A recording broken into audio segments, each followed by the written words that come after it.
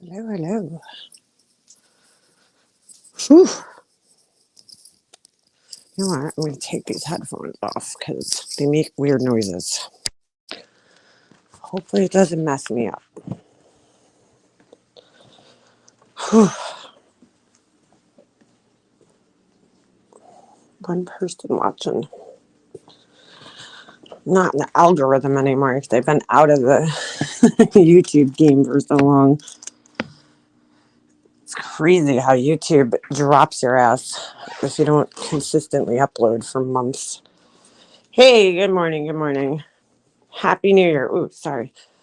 I'm on my phone. I thought my laptop would be charged, but unfortunately it wasn't. Good morning, good morning. Happy New Year to everybody. I can't believe it's a new year, 2022, right? I don't even know what year it is half the time. Uh, and today's a little Christmas, and for those of us who are Italian, this is the day. I just use it as an excuse to keep my Christmas decorations up like another week. I'm like, no, we have to keep them up till the 6th. Yeah, I don't care. I just don't feel like taking everything down. I have too much stuff. Way too much. And hey, what up? A scandal. A scandal. I haven't been home.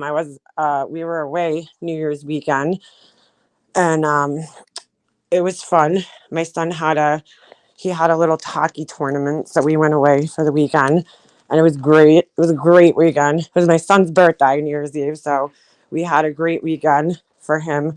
They came home with the cup, first place. So it was an exciting weekend. My son stepped it up major in the last game. He was like, they got beat by this team during the tournament 9-0. 9-0. Or is my wait, I'm sorry, I'm not allowed to say that. What's 9-0? That's what my son says. He's like, it's I'm like, oh, sorry. So they got beat, and in their defense, okay, this was the home team, the Hershey Bears. Go figure, huh? That was the home team. And they're good. Let me tell you something. The team was unbelievable. My son's team, these kids were big too. They were big. Tell they've been eating all their corn and GMOs and everything, you know?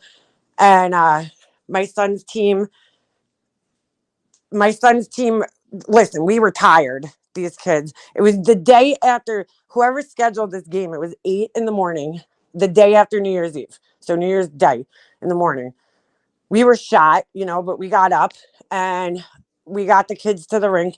And that team, they got to sleep home in their beds. I'm sure they all went to bed early. And our team, I think, was a little intimidated by these kids because they were good. I mean, they were really good. But it came down to the championship game next day. And my son stepped it up, man. Like, he scored 4 goals out of the team's 6 goals. Then it went into overtime for 5 minutes. Nobody scored. And then it went into a shootout. And I think 11 kids went. And my son scored another goal in the shootout. And then his friend scored. And that was an awesome moment because I'm pretty sure he hasn't had a goal all season, this kid. So it was exciting. So they barely won. But, from getting blown out the way they did to coming back and winning the whole, tournament, it was great bringing those kids home with that. I put money on the Hershey Bears last week. Let me tell you something, man. They're a good team, those kids. I mean, they win every tournament. So, they're good. They're fucking good. But our kids came to play. My son came to play. So it was exciting. Yes, I was in Hershey this past weekend. Well, I wasn't actually in Hershey. I was in Harrisburg. We stayed in Harrisburg because you never know at these tournaments. The rinks, they do them between multiple rinks, so you don't know which one you're really going to be playing at until like a week before the tournament. So our coaches, put us in Harrisburg. It was a nice area, and we stayed there. And our games were in Hershey, which was like a half-hour drive from where we were, but it wasn't bad. Just fucking Pennsylvania, man. They're like roads are so confusing. I don't know what the deal is. But anyway, so yeah, we were like, we just got back Sunday. I had two in hockey. Reminds me of those days. Yeah, I know it goes fast, girl. My son just turned 9. I'm like, what? What? How'd that happen? So, anyway, I hope everybody else's holidays were good, and you know, you guys all had a good New Year's and Christmas. Good morning. Hey, Novemberine. How you feeling, girl? Hope everybody's feeling all right. I know the COVID shit is going around like crazy. Absolutely crazy. Hey, news tubers. How you doing? It's been, there was a study out yesterday that I read that these cloth masks are doing us no justice against this new variant that they have. So it's just crazy. Your daughter tested positive. Shit. I feel like everybody has it right now. Everybody has it. It's fucking crazy. I just want to know when this shit's going to be over. I feel like we've been prisoners. Like, it's just horrible. Horrible. Hey, Sarah Beth. Oh, thank you. Golden slumbers. Slumbers. I can't even talk. Yeah, it's been going around. It's like every day I hear of another person that's tested positive. Who the fuck knows anymore with this shit? Black Eagle, I'm with you, girl. I'm with you. I'm just over it, man. Like, here, there's a mask mandate. You know, you have to wear masks in the stores. But, you know, when I went away, I really realized how much I hate New York. Like, I'm just done with this place. You know, there's so many fucking rules, and I can't even get a plastic bag at the store. I can't get a straw. Like, I'm just fucking done with this place. New York, everything here, and I haven't felt this so much in my whole life as I do now with COVID, is like everything's based on the city, you know? So everything, the city runs the whole entire state. And it's just, we got such strict rules, you know? It's just, I don't know. I don't know. Yeah, polka dot Suzanne, like Pennsylvania, they don't fucking care, you know. And I'm not saying that that's a good thing. Um, I'm just saying that, like, you have the freedom to make your own choice if you want to wear a mask, if you don't want to wear a mask. You know what I'm saying? It's not mandated. You could go into the stores. If you want to wear it, you wear it. If you don't want to wear it, you don't wear it. People are wearing masks here, and our numbers are still going up. So it's New York right now. My county that I live in is the highest in the country. So no plastic straws here. It's just fucking, dude, the paper straws, I can't. I just can't fucking get with it. Novemberine, I have no symptoms at all. Novemberine, all right. Jesse got sick like 2 weeks ago. Okay. I told you this, but he got sick. It was the weirdest thing because it came on very suddenly. You know, he had like a cough. So I just kept him home from school. And well, it had to be 3 weeks ago now. I just kept him home from school because he was coughing, you know, and I'm like, that's more than the masks or anything. People need to fucking just stay home. If you don't feel good, stay home. Stop going out to the stores, stop going to school, stop going to work. Stay home if you don't feel well. I mean, that's really what it comes down to. He passed whatever he had to me. I stayed home. You know, I just stayed home. I don't He had a fever and everything. I tested him with a home test because you're not getting a test here right now. So I tested him with a home test. He came out negative. So according to that, it was negative. I don't know. You know, he could have had it. I could have made an error. This test is so it's so complicated. I mean, you gotta like take all these steps. It's like spin the thing 3 times. I don't know. It's a pain in the ass. But he they said it said he was negative, but I still treated it as if he was positive and kept him home. You know what I'm saying? And that's what everybody should be doing. If you're feeling like shit, just stay the fuck home. We have straws and plastic bags. Dude, I was just like, I was in Target in Pennsylvania and I'm like putting my stuff in a plastic bag and I'm like, oh my God, like I just missed this. Like we have paper bags. Half the time they don't even have them in the stores. So you have to bring your own bags. And I always forget, you know, for some people that might be like easy, but for me, I always forget, or like I'll bring the bags in the house and then I'll forget to put them back in my car because I'm just not one of those people who is organized like that. So it's just, you know what? It doesn't make sense, Sue Shaw. Like, none of this shit makes sense to me. None of it makes sense when you really sit down and you think about it. And I know we're not supposed to talk about it on here, because it's taboo, but it really just doesn't make sense, right? At this point in time, this quote unquote, I don't know why they're calling it a vaccine. I know this is going to be controversial. People might hate me because I'm talking about it, whatever. But they're calling it a vaccine, right? But it's not really a vaccine because it's not preventing it. You can still pass it if you're vaccinated. And I'm sorry, and this is just my personal experience, and I could be wrong. Every single person I know that's vaccinated has gotten COVID, more than the people I know that aren't vaccinated. And they've gotten pretty sick. And they all say the same thing. They're like, well, it saved my life, the vaccine. But I don't know if they know that. I don't know. It's just like,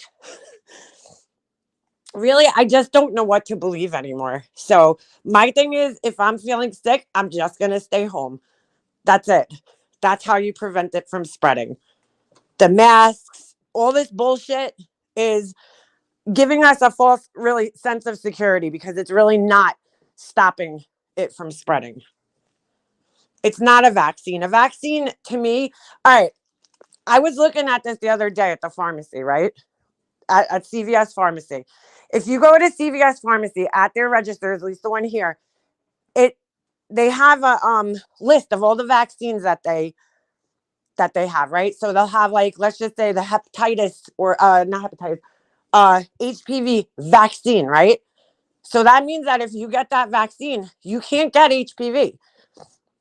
And then they have all the standard ones that we all had, chickenpox. Well, I didn't have that chickenpox vaccine, right? So if you get that vaccine, you can't get the chickenpox.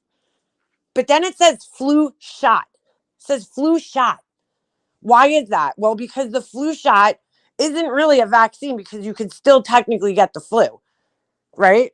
You could still get the flu even if you have the flu shot. It doesn't say flu vaccine on their sign. And that's what this thing should be called. It should just be called the shot because it's not really a vaccine. That's just my personal opinion. I haven't seen a vaccinated person with COVID have to go on a mechanical vent. I haven't either, but every single person I know that's vaccinated has caught it. I know that much. I mean, every person. Well, yeah, it's not a live vaccine. It's a what do you call it? MRA? I don't know. I don't know how they say it. It's a different type of vaccine, but that's what I'm saying though. Then it's not really a vaccine, like, because if you could still transmit it and catch it, it's not really a vaccine. In my opinion, like, vaccines are, we all my other vaccines protect me 100% from the diseases. So I don't know. My daughter got it. She's not vaccinated, but the Hubs and I, hold on, and youngest was sick. None of us got sick from her. I don't know if the vax help. I don't agree with the mandates. I don't either, Crazy Gemini. I don't agree with them at all. If people don't want to get it, I feel like the government spent all this money making this thing, and now, you know what I'm saying? They don't want it to go to waste. So they're mandating, and I don't know. And I know that plenty of people, right, you'll still get the flu. You could still get the flu. No vaccine protects 100%, but they do protect. I mean, I haven't gotten, any of the diseases that I've gotten, polio, whatever fucking vaccines I have, measles, whatever you get vaccines for. And that's what they say, that you don't get that sick. But I've heard of people that had the vaccine and got really sick. Have they been on ventilators? No, you know, but people also have to realize, because they're like, oh my God, the numbers are going up. Well, because more people are being tested right now. Over the summer, not as many people are being tested. Now more people are getting tested. So, of course, the numbers are going up because they're going by tests. So, I mean, listen, I know it's controversial, and I'm not trying to deny its existence. So please don't think that. I know that it's a serious thing. I know that. But it's just, what I feel bad for is the kids in school that are sitting there, like my son, that gets off the bus every day Every day he gets off the bus and I'm like, how was school today? Oh, I got yelled at for my mask. I got yelled at for pulling my mask down. And I'm like, this is crazy. This is fucking crazy. Every day this kid's getting yelled at, about mask. I don't want to know about the mask. I want to know what'd you learn today? What's going on? What games did you play at gym? You know, did you make any new friends? Those kinds of things. But I have to hear about this fucking mask every day he gets off the bus. And I'm like, oh my God, dude. I didn't send him as COVID is so bad there. Oh, in Ireland. Yeah, well, I wouldn't either, Bernie. I wouldn't either. I just feel bad for these kids because you know what? I got to live my normal childhood, play with my friends at recess. I was able to run around and play tag. And you know what I'm saying? We all were. And these kids now are on the third year of having to sit there in school suffocating every day behind these masks. And it's just heartbreaking to me because they don't have the capacity like we do to understand what's really going on in the world, and they're suffering. Trust me, I think a lot of kids are suffering. Their educations are suffering because of it, especially young kids. Because imagine trying, all right, being in kindergarten and trying to learn how to pronounce letters and sounds and all that kind of shit, right? And string, phonics together, and you can't see the teacher's mouth. How do you learn how to speak properly? I fucking hate it for the kids, man. I hate it. I'm not against it. I understand they have to have it, but I hate it. And I'm just being honest. I just hate it for the kids, man. That when the fuck are these kids' lives gonna go back to normal? They got enough shit to deal with. And it breaks my heart that these kids are just, they have no choice. They're being forced. And it's sad. It's really fucking sad for them. Yeah, their whole lives are altered. Their social skills, everything's suffering. My son, I've noticed that he was doing great in school up until this shit. And then everything changed after that. We had that year off. He got a little behind, and it's really been a struggle since this shit has started. And it might not be that way for every kid, but there is a lot of kids that are struggling in school right now because of this. Trust me. I talked to a lot of parents. They're I spoke with somebody from the school yesterday, and we got into a conversation about it because I was like, these kids are being reminded all day, they're if you take your mask down, just breathe. And I'm just gonna be dead honest with you guys. Like, I have a lot of trouble breathing with the masks on. I have a deviated septum and I have bad allergies that I have year round. So for me it's very uncomfortable, and I know what my son's feeling because he probably has the same issues as I have. He does have allergies too, and so he pulls his mask down and then he's getting yelled at by the teacher, pull your mask up. And it's like, dude, they're supposed to get breaks every hour, I believe it is. But it's like, you can't say when, you know what I'm saying? Like, one kid might get uncomfortable later in the day after he eats or something. Like, I don't know. It's just, if they're giving breaks, that means that the kids are suffering, right? I mean, why you have to give a break if there's not a problem? These kids are expected to do schoolwork on the same instrument. My son's school, they didn't even do the recorder this year. Not that I mind, because I don't want that fucking thing anywhere near my house. but that's part of that's the foundations for their musical education. That when go to fourth grade, you start to learn how to play either a wind instrument or the trumpet or something. And the recorder is the foundation for that. My kid hasn't got one yet this year. So don't tell, you can't tell me that the kids' educations aren't suffering. It's fucking crazy. It's just, that's who I feel bad for. I'm a grown ass woman. I could handle this shit.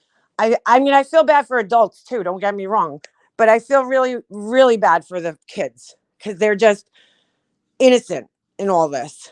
People wearing masks while walking in the Scottish Highlands, afraid to breathe outside. Well, yeah, that's crazy. My son got yelled at being outside the other day when he's not taking it off. He's just pulling his nose out so he can breathe. And I'm like, this is fucking insane. Like, I just can't believe it. Hey, polyester jumpers, Happy New Year. It's just heartbreaking to hear the kids complaining about it every day. Your Walmarts are closed? Get out of here. Not here. That's crazy. That's just like my heart just breaks for the kids because I'm like they're suffering and they don't get it the same way we do. So sad. So fucking sad. These kids are going to suffer. I just can't imagine looking back at my elementary years and being like, yeah, first grade through third grade, I couldn't breathe like for 3 years in school. Like, that's fucked up. It's not that he can't physically breathe, but he's having trouble. It's uncomfortable. And I agree. It is very uncomfortable. Dude, like to have something over your face all day. And then what's going to be the effects of that in the long term? Breathing in your own oxygen, your own CO2, is that going to fuck our heads up? Our brains? I mean, because it can't be good. They are literally forcing our kids, hold on a second, to get the shot by next fall. They can't go to in-person class. That is fucking crazy. I don't trust this shot. It hasn't been around long enough. And Natalie, you're not the only one that feels that way, Like there's so many other parents that sharing that, and me being one of them. I'm afraid of, I'm nervous too. If I knew that it protected you 100% and you can't transmit it, but if my kid's gonna still be forced to wear a mask next year, I don't know. You know what I'm saying? If he's gonna get vaccinated and then be forced to wear a mask, why? What's the point? What's the point? Because that's the whole thing. Everybody's like the vaccine. All these people are pushing it. You can still pass the fucking disease on with the vaccine.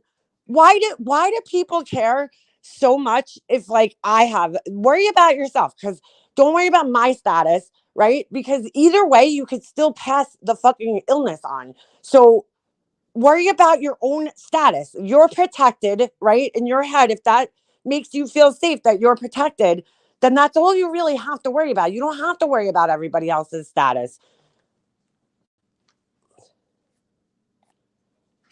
Because it's protecting you. It's, you know what I'm saying? Like if I have it, it shouldn't affect you, because either way we could still pass it back and forth to each other. But you're supposedly protected, right?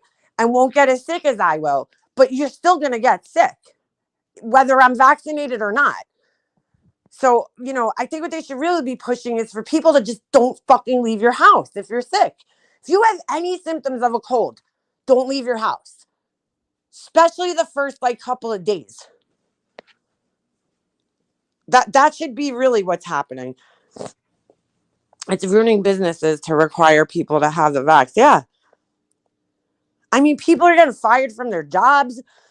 This is unconstitutional. And I'm not like an anti-vaxxer. I'm not against it. I'm not a liberal. I'm not a fucking, Republican, Democrat. I really just, I don't have any affiliations with any political parties or anything like that. I just know how I feel. That's it. From what I see and hear. That's it. If I don't want to get myself, why the hell would I be okay with it for my babies? The media has made this political, and it's not. It's a human right. 100%. That's 100%. It's like, dude, I was told by somebody, they were like, oh, I can't let my husband know that you're not vaccinated. And I'm like, why? Why?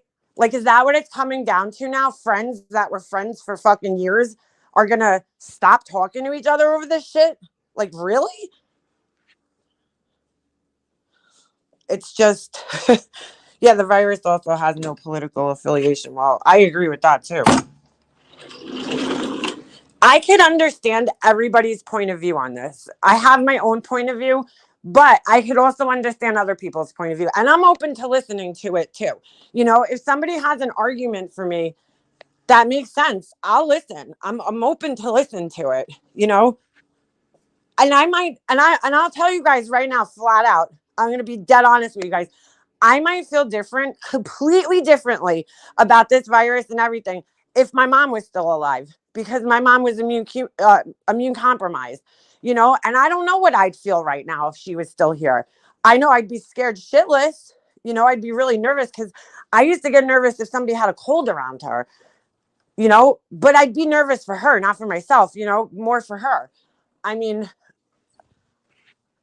it's just, my twins are going back to college, double mask. My daughter just said no one will want to hang out in the dorm lounges wearing masks, and they aren't allowed in each other's rooms. Yeah, see, sounds like jail. I just heard of somebody who's in a nursing home, right? And they're not allowed out of their room. Could you imagine being old like that and then being isolated in a room all day by yourself?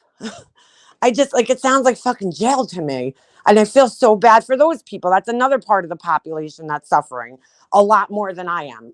You know what I'm saying? Like, everybody's suffering, and I acknowledge that, but there's people that are suffering a lot more than others, and to me, that's the kids and the older, generation. First of all, it's fucking scarier for them, you know, because life is just so fragile at that point in time. And they have to live out the rest of their fucking years like this, like prisoners. It's horrible. Oh, it's just so sad.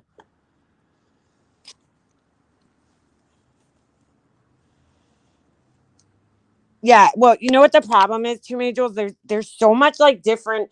There's so much you just don't know who to believe. Like back in the day, right? In like the 90s and the 80s, we watched the news and we believed the news, Nowadays, it's like you don't, there's the news is so extreme, right? You have Fox News and then you have CNN. And they're so fucking extremely different, right? Where they're calling each other liars. So now you don't know who the fuck to believe anymore. You got social media, you got all these independent journalists. There's just so much shit out there that it's so fucking confusing that I don't even like pay attention to it anymore because I get overwhelmed and I don't even know who to believe anymore. Who's telling me the truth? That's, who do I trust? My mom died alone 4 months and hospital. And Candy, that fucking breaks my fucking heart. That to me is the absolute worst fucking thing I could even imagine happening to anybody. I mean, I just know, I think to myself, thank God my mom passed in 2016 and not, and that sounds crazy, but not during this because I was, I was able to sit with her 24 hours a day. I can't imagine not being allowed into the hospital. How scary that is for the person, how scary that is for the family. Oh my God, I can't even fucking fathom that. And I'm sorry to hear that she had to go through that. I have lupus. I have to wear a mask. I've hardly been out for months here in Sydney. And now we have so many cases. We are heading towards lockdown again. I don't think the lockdown is the answer, though. It's just fucking ridiculous. Listen, the Omicron is that's very contagious right now. I read an article yesterday. Who knows if it's true, but it says that the cloth masks and the little paper masks that everybody's wearing are completely ineffective against it because the particles are so small that they could just go right through it. So the only mask that's effective is the N95, and then the respirators that are electrically charged.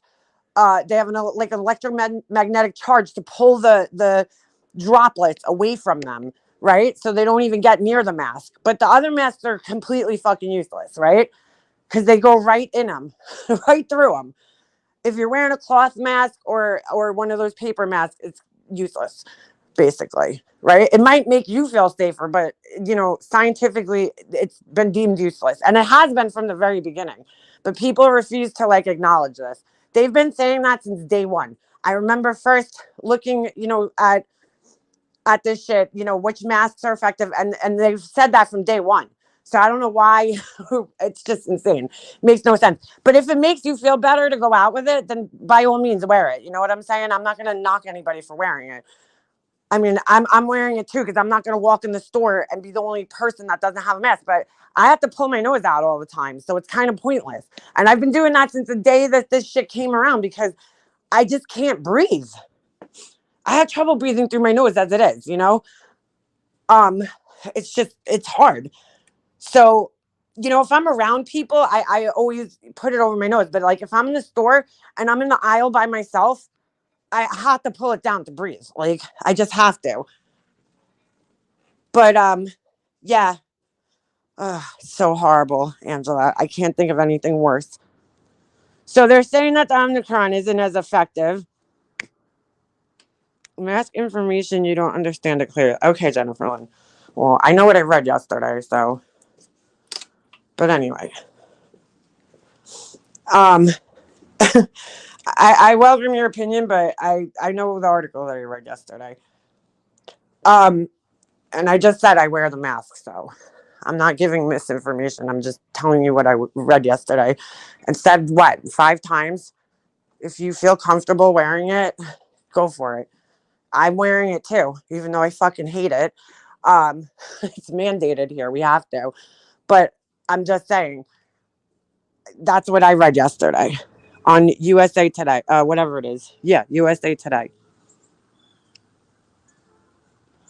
We're allowed to go in as long as we are dressed head to toe with protection. Hey, listen, I'll take that. You know what I'm saying?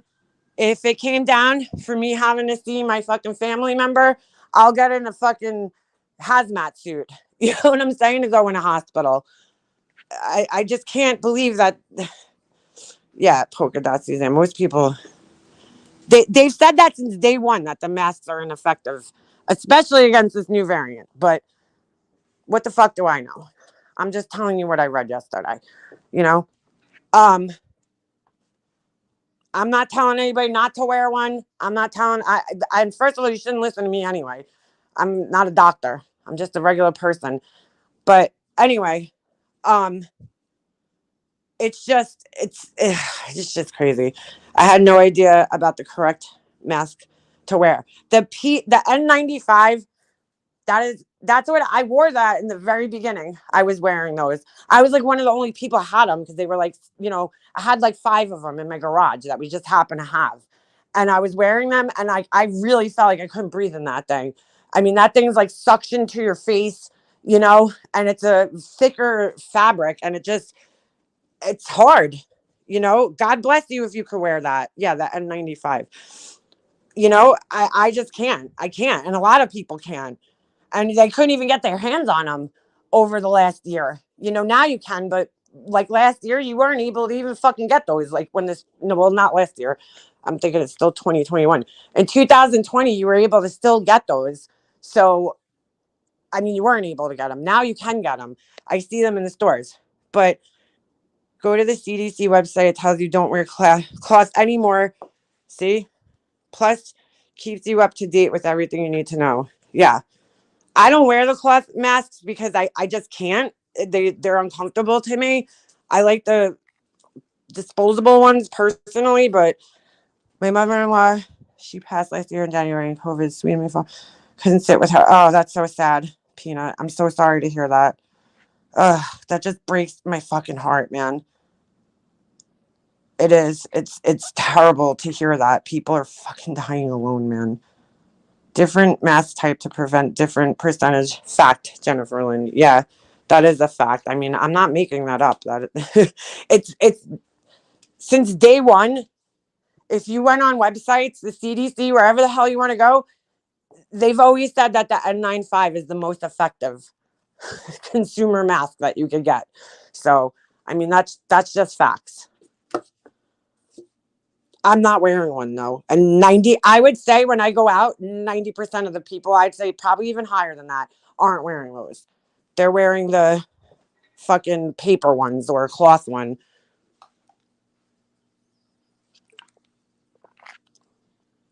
It's just fucking horrible, dude. The whole fucking thing is horrible. I must be blocked. I don't see Jennifer in here anymore. I don't know why she's getting so angry. Again, if you're wearing your mask, right, properly, and you're vaccinated, don't worry about me and everybody else. Worry about yourself. That's the problem in today's world, is that we have to learn how to worry about ourselves. If you're protected, that's all you need to fucking really worry about. I mean, I'm not saying don't worry about your family and shit that's not protected, but you can't force other people to do something. I mean, that's just life. Some medical masks have Teflon toxic spray on them. That's fucking horrible. Jesus. Listen, you should be doing what makes you feel comfortable and protected. You know, if you want to go to the grocery store, gloves on, I am all fucking for that shit. You know, I did it in the beginning and then I like just stopped, you know, and I was like, I think this is a little overboard at this point in time because they kept changing it. You know, we kept hearing all these different things. It's not spread by touch. It is spread by, like, what the fuck is the truth? That's all I'm saying. I just want to know what the goddamn truth is. That's all I want to know. At first, I bought when it has a ventilator thing on it. I didn't like it, sweating and hard to breathe. Yes. I don't go out because of my immune system, to my daughters and my doctor. And like that's what a lot of people are doing, Hummingbird. Like my mom, I would be making my mom work from home right now and I'd be doing all of her food shopping for her. It's your job, you know, and our family, it's our jobs to protect the people, protect ourselves and protect the people we love. You know, and what everybody else does is not my fucking problem and not my business. I don't leave my house ever. I like it better that way. I still got COVID somehow. Well, if you're having people come, you know, over, your kids are leaving the house, you know, if your husband, your spouse, whoever is leaving the house and coming back in, you have just as high a chance of getting it because they're around people. That's where the government messed up. They called it a vaccination, even though it's not a vaccination. It's like a flu shot. Yeah, that's what I was saying at the beginning, Lizzie. It's a flu shot. I was saying how in the pharmacy, when you go to like CVS and they have the list of all the vaccinations, they list the flu shot as a flu shot. They don't put vaccination after it. Why? Because you could still catch it and transmit the flu with the vaccination because it mutates every year. So you're getting, when you get a flu shot, you're getting a flu shot that's for the year prior flu. Okay. And then any new mutation that happens after that, you're not protected for those. You're only protected for the flus that have already been around. So, or that they've discovered. So, you know, it's not a vaccination. It's a shot. I know a lot of mistakes that were made, but the world hasn't seen anything like this since polio, Spanish flu. Well, we have. We've seen, remember the bird flu and the swine flu. Fortunately, we didn't get it here like that, but it was going on in other parts of the world. I can't stay in my house. I will die. Yeah, me too, polka dot Suzanne. I can't. My son, I have a young kid. You know what I'm saying? And I'm trying to make his life as normal as I fucking possibly can. As normal as I possibly can. I'm not depriving my son. You know, my son needs to still have a childhood while he's here. You know what I'm saying? I don't want my son to look back at his life and be like, well, I was a prisoner of my house because, you know, I'm not doing it. You could still leave your house. You just have to be smart. That's all. Leave your house, be smart. You know, protect yourself, protect the people you love. I mean, you could still live your life. That's what's fucking me up too, is that people are in such fear, they're not leaving their fucking houses. You know, and that's sad to me because it's causing depression. Hey, Marion, it's causing all sorts of problems for people. I'm a homebody too, Hummingbird. I totally am. Like, I don't need to be out. I don't need to go to bars, socialize, like that kind of shit. But I want my son. You know, every time I leave my house, it's for my son. It's not for me. You know, I mean, unless I have to run to like the supermarket or something. But I leave my house for my son. You know, to get him to hockey, to get him to where he's got to go and do the things that he's got to do because he still needs to be a kid, you know? I'm sorry. No, they're not experiencing normal childhoods. They're not. No matter how fucking normal I try to make his life, it's not. It's not fucking normal. People aren't, dude, these kids aren't having birthday parties. I mean, you only have so many years in your life that you can like have a birthday party, right? And they're not. I don't send him to certain things. Like sometimes when we're off, they'll have like a day camp thing for school. And I look at it and I'm like, oh, basketball. Okay, he has to wear a mask. I'm not sending him. I'm not going to have him running around with a mask on. I'd rather him just stay home. You know, I'm not having him suffocate while he's fucking running. I mean, that's my choice. I mean, I'm totally a homebody too, but I have a kid. I have a young kid. And I just don't want to like keep him home forever. You know, it's hard. It's just fucking hard, man. To make their lives as normal as possible during this shit. It's fucking horrible. Mine plays travel soccer with a mask. Outdoor soccer with a mask. That makes sense. I mean, my son has to wear a mask at hockey. Not all the kids do, but he has like they call it a bubble. So it's like a plastic visor. So I'm not worried about that, you know. But my son hated the mask playing football. They got rid of it. I'm telling you, man, years from now, we're going to hear that these kids are having fucking problems from these masks. I really do think it. And they're like, well, would you want to see him on a ventilator? Not to be an asshole, not everybody that gets it goes on a ventilator. The percentage is actually quite low, especially now. So he's breathing in his own oxygen. I mean, when you expel air, you're expelling the bad part of the air, right? The CO2. That's what we're expelling. They've been breathing that shit back in for 3 years now, the kids. You can't tell me that that's not going to fuck them up somehow.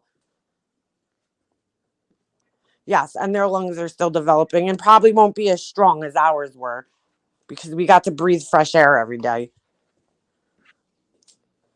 The mask has to be weakening immune systems too. Well, here's the thing. My son has been wearing his mask in school and he got sick. And he told me that the kid that was sitting next to him in school was sick and was coughing. And I'm like, I personally feel I could be wrong. I don't have any way to prove this, but I feel like he caught it at school where he's wearing a mask full time.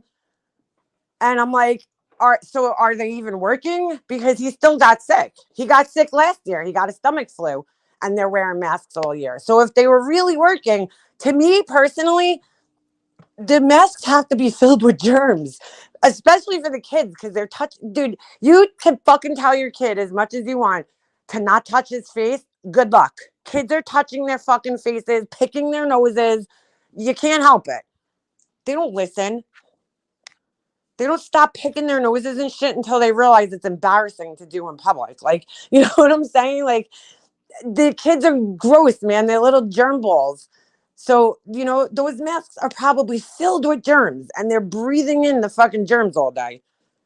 Your mouth is filled with germs. I mean, it's just, who the fuck knows? We don't know the long-term effects of that. And we don't know the long-term effects of the vaccine. And we don't know the long-term effects of anything. I'm a mask supporter, but I'm sure it's hard. It is hard for small kids. I mean, I have a small kid. I talk to other parents of small kids, and it's bad. It's hard for them. I talk to parents that have kids in middle school that are having fucking trouble. My brother's kids have been more sick this school year than ever before. I told them I let them go eat some dirt. Well, that's the whole thing. If they're constantly, dude, that is a scientific fucking fact. I read it. I remember reading it when my son was a baby. Okay, overbathing your kid is actually bad for them when you bathe them too much. And hand sanitizer is also bad if you're overusing that. Because what happens is it makes you resistant to germs and it weakens your immune system. And then you can't fight off germs as normally as, other people can. I mean, I know parents that bathe their kids like 5 times a day when they're babies. That's the worst thing you could do for your kid is overbathe them. There is a such thing as over fucking bathing them. Yeah, pickle. The masks are gross. Ugh. Unless you're wearing like disposable. Somebody told me the other day they teach a class, okay, and this little girl took her mask off and it was fucking black inside. Now, why the parents aren't like washing it, I don't know, but it was black inside, like mold black, and I'm like, ugh. My son chewed through his mask, 2 of them, cloth ones last year in school, chewed through it like a fucking dog. And I'm like, it's probably because he can't breathe, so he's like chewing, and it's just terrible. And he had sores last year. Like it was just terrible. I was so fucking happy when the school year was over last year. So happy.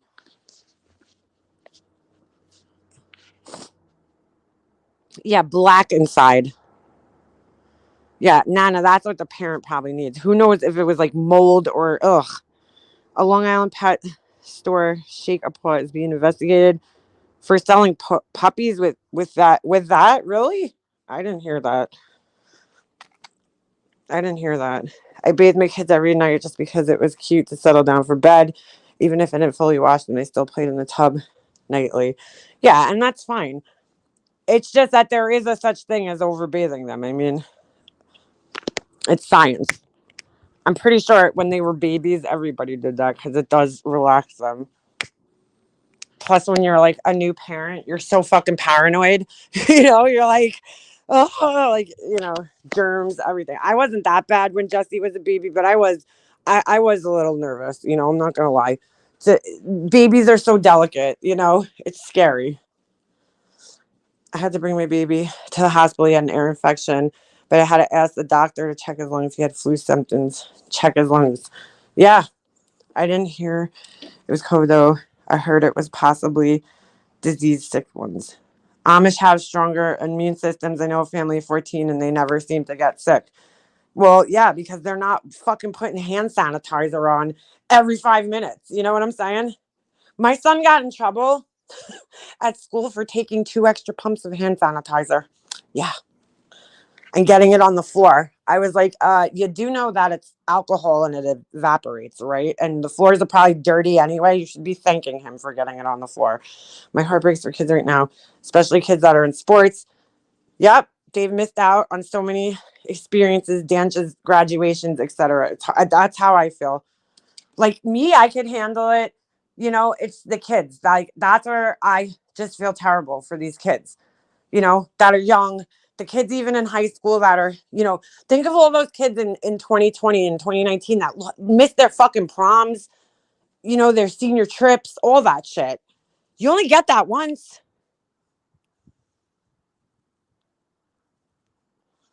Was it the type who brought fancy sterilizers and stuff? I didn't buy any of that shit. Dude, I hardly get sick. I don't carry hand sanitizer around.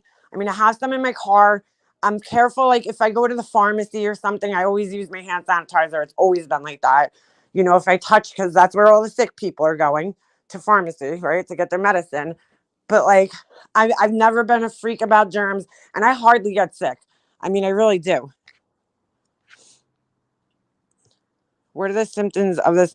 Marianne, the symptoms they're saying is basically a cold symptoms. So stuffy nose, um, you know, whatever you would get when you have a cold, runny nose, uh, and shit like that. That's basically all it is, from what I understand. Yeah, my son's teacher is wearing double masks, okay? And she seems to be ultra paranoid about this, and that's fine, but she's taking it out on the children.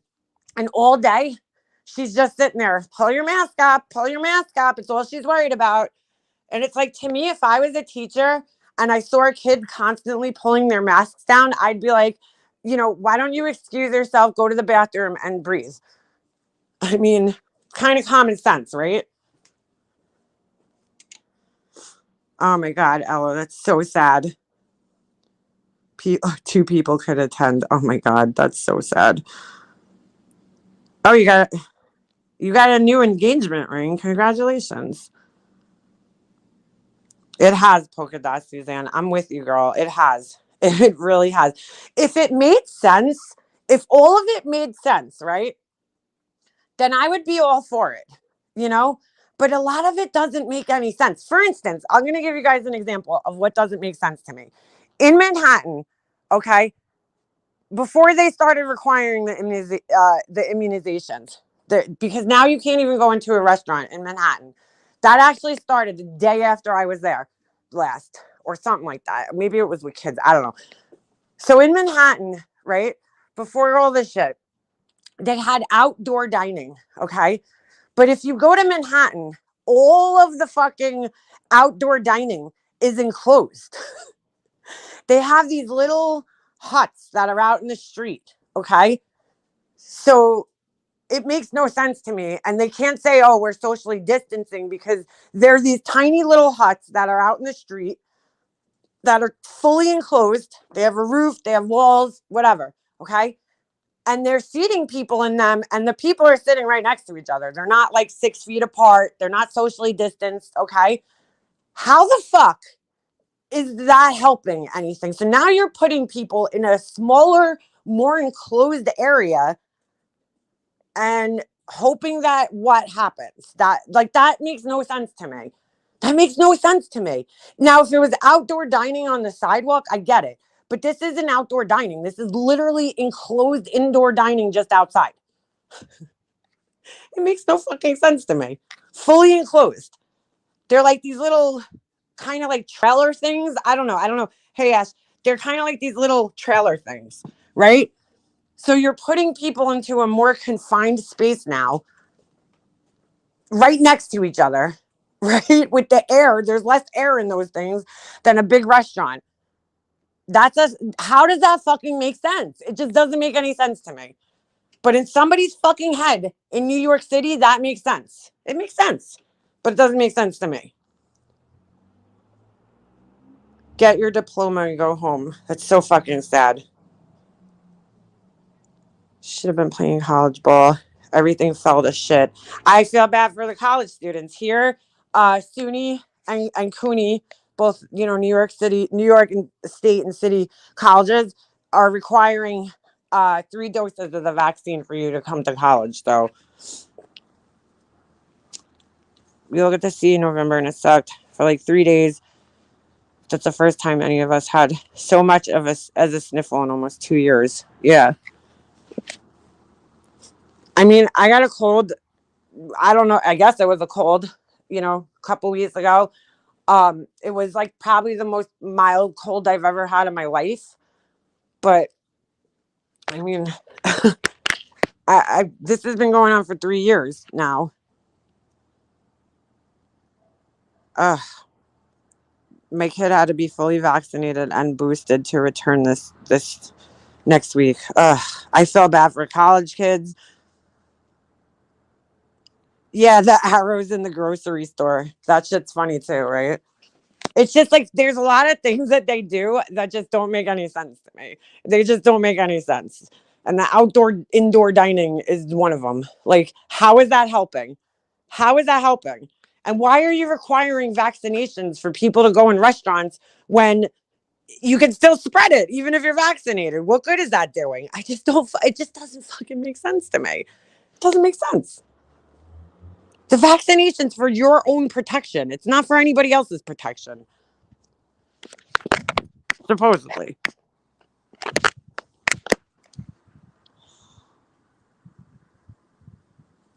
BRB stepmom just arrested in Harmony Montgomery case. Oh. We're supposed to get 4 to 8 inches of snow. Hey Ben, how you doing? How you doing? I see it at weddings. All pickle, you're a photographer, right? All are safe at the start. By the end of the reception and dancing, all masks are off and everyone is close and hugging. Yeah. I mean, you can't keep human beings away from each other, for too long. It's just, oh God, it's just so fucking. Weekly testing at work for non-vaccinated, but no testing for vaccinating that can still get it. Make it make sense. I can't make that make fucking sense. It makes no sense. That's what I'm saying. Like, those types of rules that they're putting in place, just, I can't make sense of them. Thank God I don't fucking work. Thank God. I don't know what I would do. I really don't. My job was open totally during my old job that I worked at. They were open all through COVID, all through everything. Cause they actually, it was, they make like displays and all sorts of shit like that. They actually shut down their normal production and started making masks and shields for first responders, which was pretty cool. I would have liked to be part of that, but that's the thing. It doesn't make an infected person less contagious. That's where I'm at, Kimmy P. Like, I would have gotten it if it helped in some way. I mean, it would only help me if I supposedly, right? If I got sick, it would make my symptoms less severe. So, I don't leave my house all that much. I mean, I really just only go out to bring my son to hockey and go to the store. So I just don't, I don't know if it's necessary. I'm scared. I'll admit it, to get it. Listen, I watched my mom and dad die at a very young age. I don't trust medical people. I don't trust doctors. I already have a fear of that, So this is, scary to me. And then it might be irrational because people will be like, well, would you want to be on a ventilator? I know I wouldn't, but I guess that's just the chance I'm taking. Right? If that's the way I go, I guess that's the way I go, man. I don't know. I got quit that shit in September and still don't feel right. Ugh. Heard a lot of people say that polyester jumpers. A lot. Crude AF. I cannot believe you're 33 years old. I watched your live last night and I'm like, he's a baby. You're so young. I fell asleep watching your live last night, and then I woke up like early this morning and I watched a couple minutes more while I was smoking my cigarette. And I was just like, dude, these people are fucking insane. Fucking insane. My mind is blown, dude. Listen, the fucking most mind blowing part to me is the Amazon wish list. Cause like, as a YouTuber, somebody puts content out. Okay. When I started my channel back in the day, even when I wasn't making videos for a while and I came back, I went and I bought a ring light. I bought 2 soft boxes. This is before I was really making money on here, which I really never made that much money, but maybe a couple $100 a month, which was nothing. But I paid for all my equipment myself. I bought a camera. I bought lenses for my cameras. I bought anything that I ever showed you guys, makeup, whatever, DIY projects. It's all paid for by me out of my own pocket. That's part of my content. I write it off in my taxes, right? If you're a 1099 on YouTube, you could pretty much write off anything on your taxes, right? If you're doing anything for YouTube, it gets written off on your taxes. So to expect other people to fund the content on your channel like that, and I'm not saying like, for instance, John buys his equipment with his Patreon money, but he has Patreon and he's giving a service to the people on Patreon, just to put a fucking wish list out and expect people to pay for your shit for 3 people for your quote team is just fucking insane to me. Like, what? I'm like, fucking my mind's blown, dude. That's like somebody being like, okay, I want to do makeup reviews and putting out a fucking wish list of all makeup items for them to review. Like, no, that's not how it works. Not how it works. Total fucking insanity to me. And if here's the other thing, right? If they were actually going to accomplish something by going to Tennessee, then I'd be all for it. But they're not, dude. The police, listen, whatever information is out there, as somebody who's followed true crime for years, dude, since I was like in high school, pretty much, they're only going to let out a certain amount of information. Whatever information's out there is out there. You're not going to go there and rephrase questions or talk to people in any certain way that's going to get more answers. Okay. And even if you do get answers from people, like neighbors or whatever, how do you know they're the truth? Minds change, perspectives change over time. The more time that goes by, people forget things. It's just, I just don't get it. And then why would you go and protest the agency that's working on solving the fucking case. Because this is what makes no sense to me, okay? They're not going to arrest somebody because you think that they're guilty. That's just not going to happen. Or because they've had a criminal past. That's also not going to happen. That's not how justice works, man. First, somebody's got to explain this to this blowjob Betty woman, how the justice system works. That's not how it works. First, somebody has to be arrested, right? Then they get charged. Then it goes to a grand jury, and the grand jury decides if they're going to be indicted. Then they get indicted, right? Then it goes to trial, or there's a plea deal made. That's how it works. But in order for that to happen, there has to be evidence that a crime occurred. There isn't right now. You could be as suspicious as you want.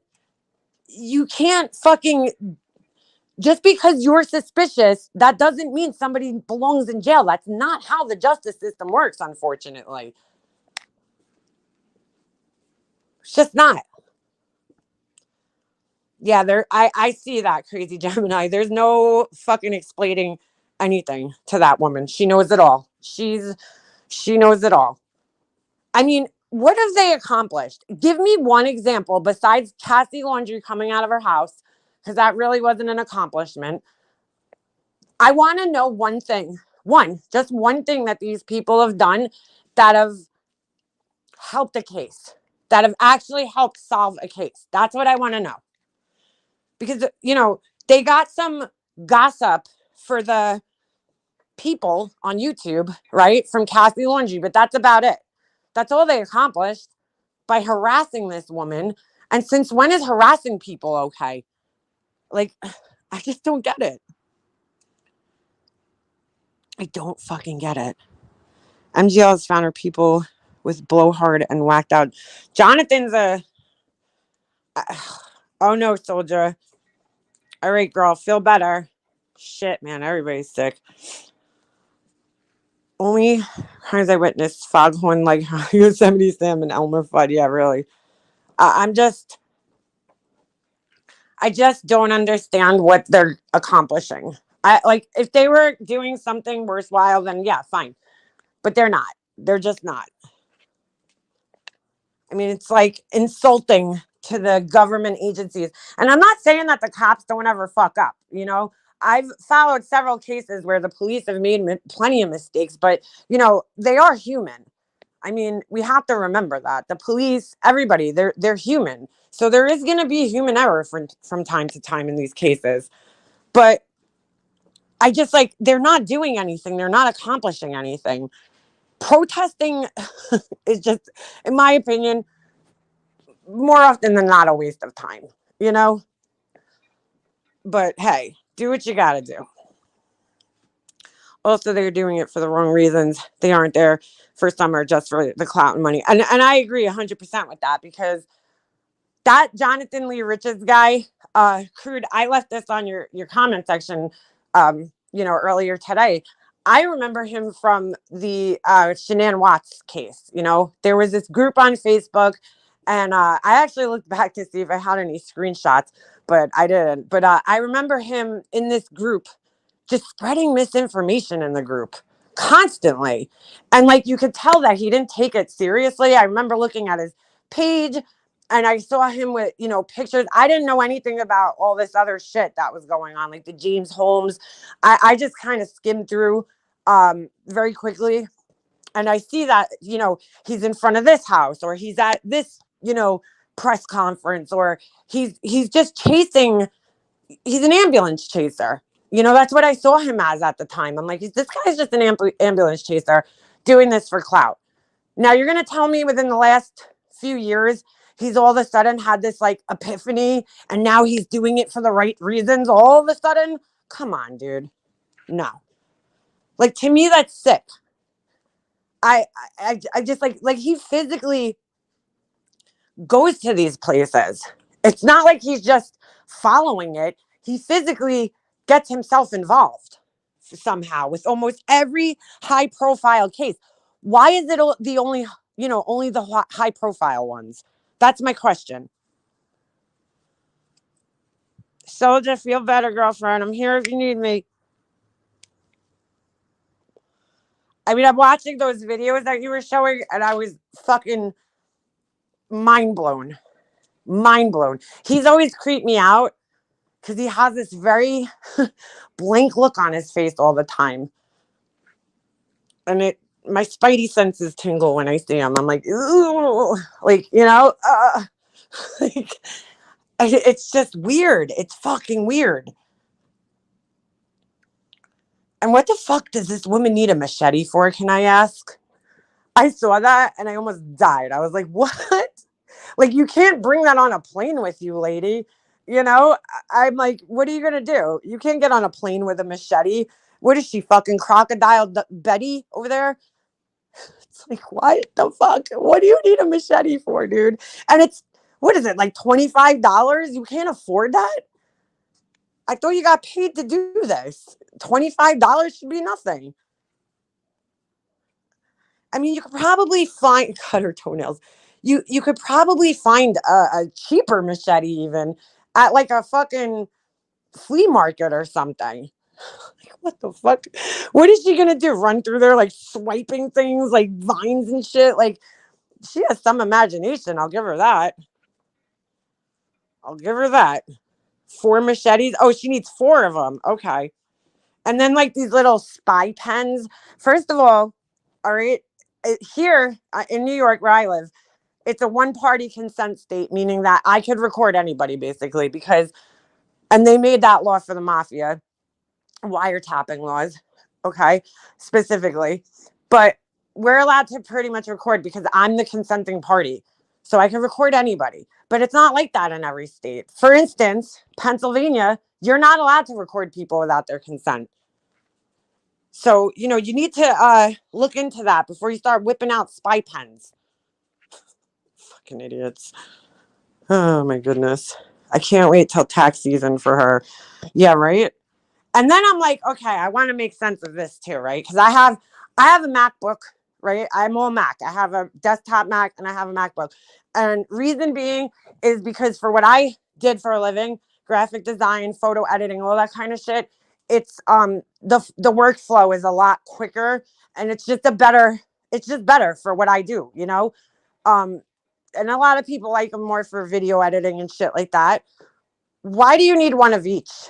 Like, why do you need a $2,000 MacBook and then a $2,000 PC? Why? That just sounds greedy to me. It's fucking weird, man. Yeah, I wouldn't want to be in a car with that guy for any amount of time. Just saying. Tennessee is one party, just looked it up. So they'll be basically useless there, is what you're saying. It would be completely and utterly fucking useless to have that thing. So that's good to know. And they're only like $35. Why can't everybody just buy their own? Like, again, this is an investment in your business. Just like I put an investment in my channel when I started it. I got camera equipment, I got lighting, I got all that shit on my own. That was my investment. And expect other people to get it for me. She needs to update her 1980 Xerox machine. Oh my God. I don't know, man. I just, even, I listened to Laura the other day and I have to say, have to put out there, I do agree with some of her things that she's saying, whether I agree that she actually believes them or not. And she's not just trying to make herself look like the hero in the situation. That is neither here nor there. Okay. But, I still don't see what her purpose is. She's like, I'm going to clear rumors up. Like, and I'm like, really? Like, how? How so? You're going there to clear rumors up. And she's like, well, I want to interview and talk to this person and that person, but you don't need to spend hundreds of dollars and travel down to Tennessee to do that. A simple phone call might accomplish what you are supposedly looking to accomplish, or an email. Like, okay. I knew that was going to happen though. I knew she was going to try to separate herself, because she's following, like, all right, it was an opportune time for her to get on this with Marissa and all them because they were living off the high from the Diane St. Jude scandal, right? So it was a good time for her. But once she saw that she's getting this certain amount of shit, now she's like, how could I separate myself from her but still be friends with her so that I could, still receive the benefits of being friends with her? So she goes on her channel, and as soon as she did that, I knew it was gonna fucking blow up in her face. Because I'm like, you're basically saying that what they're doing is stupid, and it's gonna blow up in your face. 100%. It means more to earn your way up. These people think they automatically deserve everything. Yeah. I mean, this woman, if she says the word team one more time, she's going to get picked up by the fucking NBA and they're going to build an arena for her. I mean, that's how fucking many times I've heard this word come out of her mouth. Team, team, team, team, team, team, team, team, team. My team, my team, my team, my team. I'm like, what the fuck? Your team? We're a team. That makes it more believable, right? If you say the word team, it makes it more believable. So weird. That girl, Olivia, I watched her little 5 minute, thing. And I'm like, this girl's way too fucking talented to be with these people. She really needs to separate herself. I haven't seen any of her other work. I saw the 5 minute video she put out there. And it kind of reminded me of like one of those like MTV documentaries, like fucking she should make it into that. What is that? What was that one they used to do back in the 90s? Like, fuck. Holy shit, I'm having a brain fart. Like, it was like, or it was even in the 2000s, like the early 2000s, they'd follow people what was it called? True Life. I'm part of a team. Or like True Life, I'm with crazy fucking people from the internet. I think if she turned it around and did that, she'd make a fucking killing. True Life, I'm following around crazy people. Like something like that. But she's talented, man.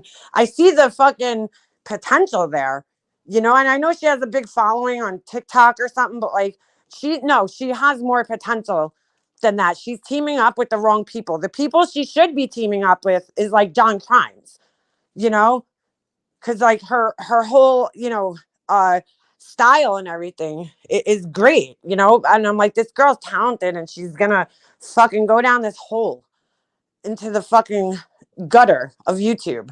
She's already in it at this point. Poor thing. I mean, she doesn't even need anybody. I'm not, I don't even think she needs anybody. I think she could do it on her own.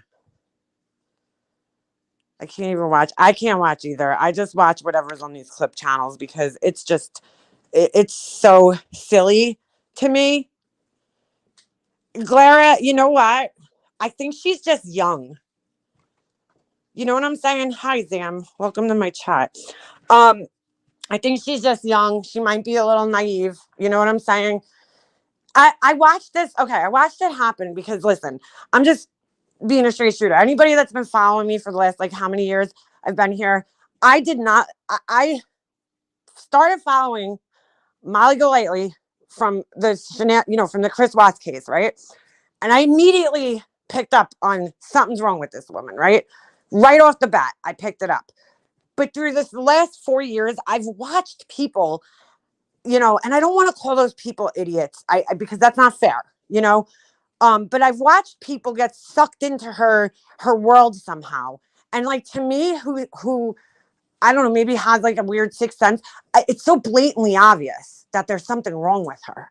You know what I'm saying? Like it's so blatantly obvious. Like, people might say that to me about Tiffany, who I became friends with, or Laura, but like, you have to understand, I saw that there was something wrong with even them too. It just wasn't as blaringly obvious to me. You know what I'm saying? Like, I saw that there was little things here and there, I was aware, let's just put it that way, in both of those friendships. But I gave them a chance because, especially like Tiffany, for instance, because she does put a good show on, for people. She does. I will give her that. She does seem to come out the fucking winner in the normal contest 9 out of 10 times with certain people, because she does put on a better act. But I'm watching people getting sucked in, and I'm like, holy shit. Like, and I watched it just recently happen, with this what's their name? White Boy Lockdown Radio, and the other, his wife. I'm sorry, I forgot her name. And I was like, these are street people, dude. And I'm just saying, I know street people because I grew up with street people. Street people have a fucking sixth sense, dude, where they fucking know. They know, especially somebody who's been to prison, jail. It's a lot easier to spot a phony than it is for other people, because some people might have been completely sheltered from that life. And on the street life, in the street life, there's a lot of manipulative people. That's just how it is. You meet a lot of fucked up people. So, and I'm not saying like I lived thug life, street life. I'm just saying I had friends from all different walks of life, and I had a lot of friends from that life.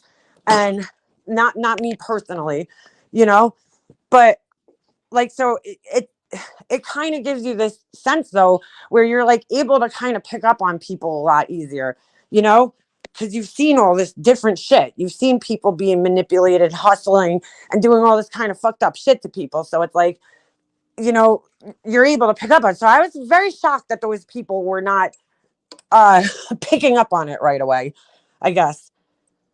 Damaged Goods, that's her name. Hey, Kimmy C in the house. Alicia, what's up, girlfriend? Miss Nevins. So I was laughing so hard last night too, and she's like, I'm getting a lawyer. I'm like, you're getting a lawyer. Right.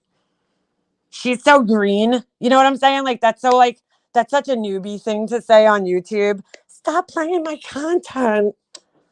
Girl, you got no choice. You might as well just give into it, okay? If you're going to be putting stuff out, YouTube's a totally different world. I don't know where she came from, Twitter, TikTok, wherever. You're in a different world, boo-boo. Get used to it, because people are going to fucking rip your shit apart. Welcome to YouTube. That's like you're fucking getting jumped into the gang, okay? But anyway, I get it. She's young, but someone that bright, being so impressionable to a group of crazy fools. She's got to see how crazy it is and not care. Well, you know what, Larry, you're right. You're right. I'm gonna have to agree with you there. I mean, you got to see, dude. I don't know how you don't. Like with Marissa, I don't know how people don't see it. I'm like, how do you not fucking see it? By watching one live. That's all you got to watch is one live. And there's something. I think a lot of people write it off to like it's an act, or maybe I think there's other people out there that are like, I could help her. You know what I'm saying? I could help her. Like, they think they're going to change her or help her in some way. I don't know. I really don't fucking know what it is. I'd love to find out, but I just don't understand what it is. I wouldn't read those comments out loud, just saying. Which comments? Smoky P. What's up, man? The little penis insults. Yeah, I know. That's like so, like, I'm like, did she read like the fucking like Life Perplexed handbook of dealing with men on YouTube that are talking shit about you? Because that was a very answer that was like, that whole rant was so her, I'm like, she must be watching. There's bullshit that girl just came to YouTube because she's already, listen, I'm pretty tech savvy, and it took me some time to figure out like StreamYards and, how to do strikes on people. Like I had to get fooled at first. Like somebody got my information through a copyright strike, right? Because I had no idea. I didn't know shit. But this woman already fucking knows the game, bro. How's she know it so well? I don't believe she's new to YouTube. Not believing it. Yeah, I could have. Yes, crazy Gemini. I had her number from day one. I've never, ever veered off that track. Like, I've never, ever gave her a chance. I just knew from day one. Something was completely fucking off there. Wasn't sitting right with me. They're traveling into a white and ice-filled city. City business will be closed for inclement weather. Well, I mean, that's not too smart, especially when jailer, all she has to do is Google him and see all the creepy crap he's done. I mean, yeah, exactly.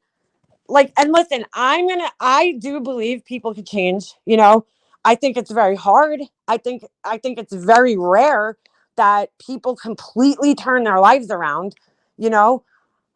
But I do know people that have had criminal backgrounds and have completely fucking changed their lives around and became better people. And it is possible. But like when you look at things from the past, and I'm talking like, we all know this, right? True change takes time, dude. Takes a lot of time. You can't just change overnight, over a year. It might take you a decade to completely change your life around, you know? And these people are, yeah, he changed, but I don't know, did he? Because he's still doing kind of the same thing. He might have just toned it down a little bit, you know? To hear that clip, dude, I nearly fucking fell out of my fucking seat last night. That she's like, yeah, we're end knocking. End knocking? I'm not going to say the word, but you guys all know what I'm saying. Her friend felt very comfortable to say that to her on the phone. End knocking. Okay. That's interesting. Starlight, did you get your channel back? That's another thing that happened this past weekend that's just heartbreaking. Guys, let's not get into that because we could all take each other's channels down. Let's not do that shit. Mandy, I'm just going to address you outright. Girl, move on. Why do you want to hurt somebody like that? I just don't get it, man. I'm sorry. Well, they say criminals. Anyway, like I was saying, I do think that these people could change. Like, I do believe that people can change, but like, I'm not seeing that, I'm not seeing that. You have to show us change. You can't just talk about it, right? We have to see that change. You're still standing out in front of people's houses with amplifiers, megaphones, harassing them, disturbing the peace. Like that's not really changed behavior to me.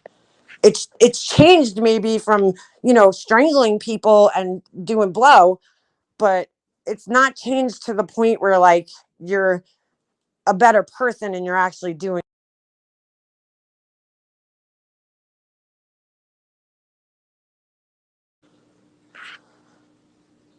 And she thought it was hilarious. Seems like a pretty common word they use. Yeah. Yeah. She thought it was really funny. Ding dong ditch. Yeah. Smoky P. That's the word I used.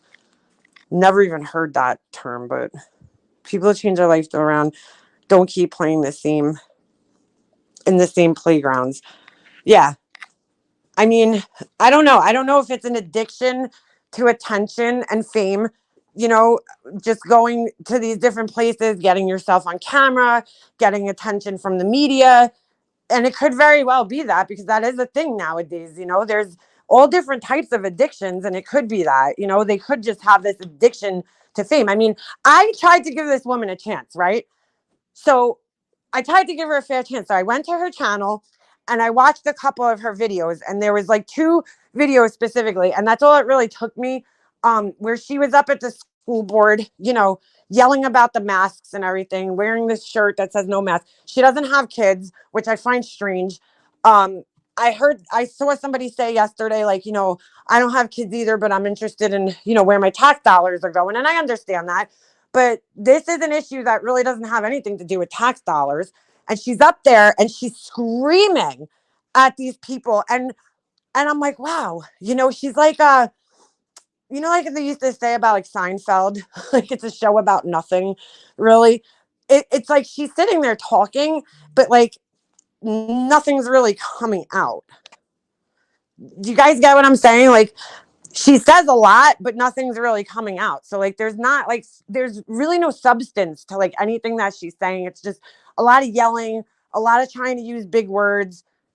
And from the few videos I watched where she's actually, quote unquote being an activist, I just don't I see somebody who's angry and who just kind of wants to take their anger out on the world. You know what I'm saying?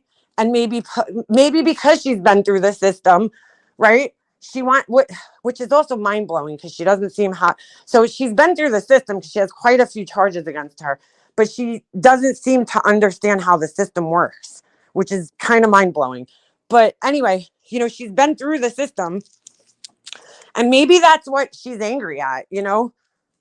Maybe she feels like she was treated unfairly, so she's going to make some type of change or something, but she's going about it entirely the wrong way. And, you know, I read her letter that she wrote to the judge because I was like, hey, listen, if this woman's put together and she's actually like presenting a good case, then shit, you know, fine. So I try to give her a fair chance. So I read her letter, watched the videos, but that's not what's happening. You know, it's a lot of screaming and life is unfair, and you people need to do this and completely circumvent the rules because I said so. That's a lot of what's going on over there. That's what I see.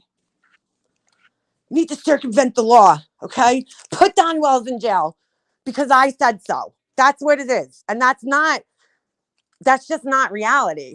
And the saying goes, and I'll correct somebody else who tried to use this saying, you catch more flies with honey than you do with vinegar.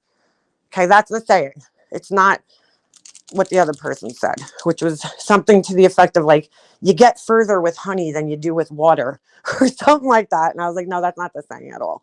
But the saying is that vinegar is bitter, right?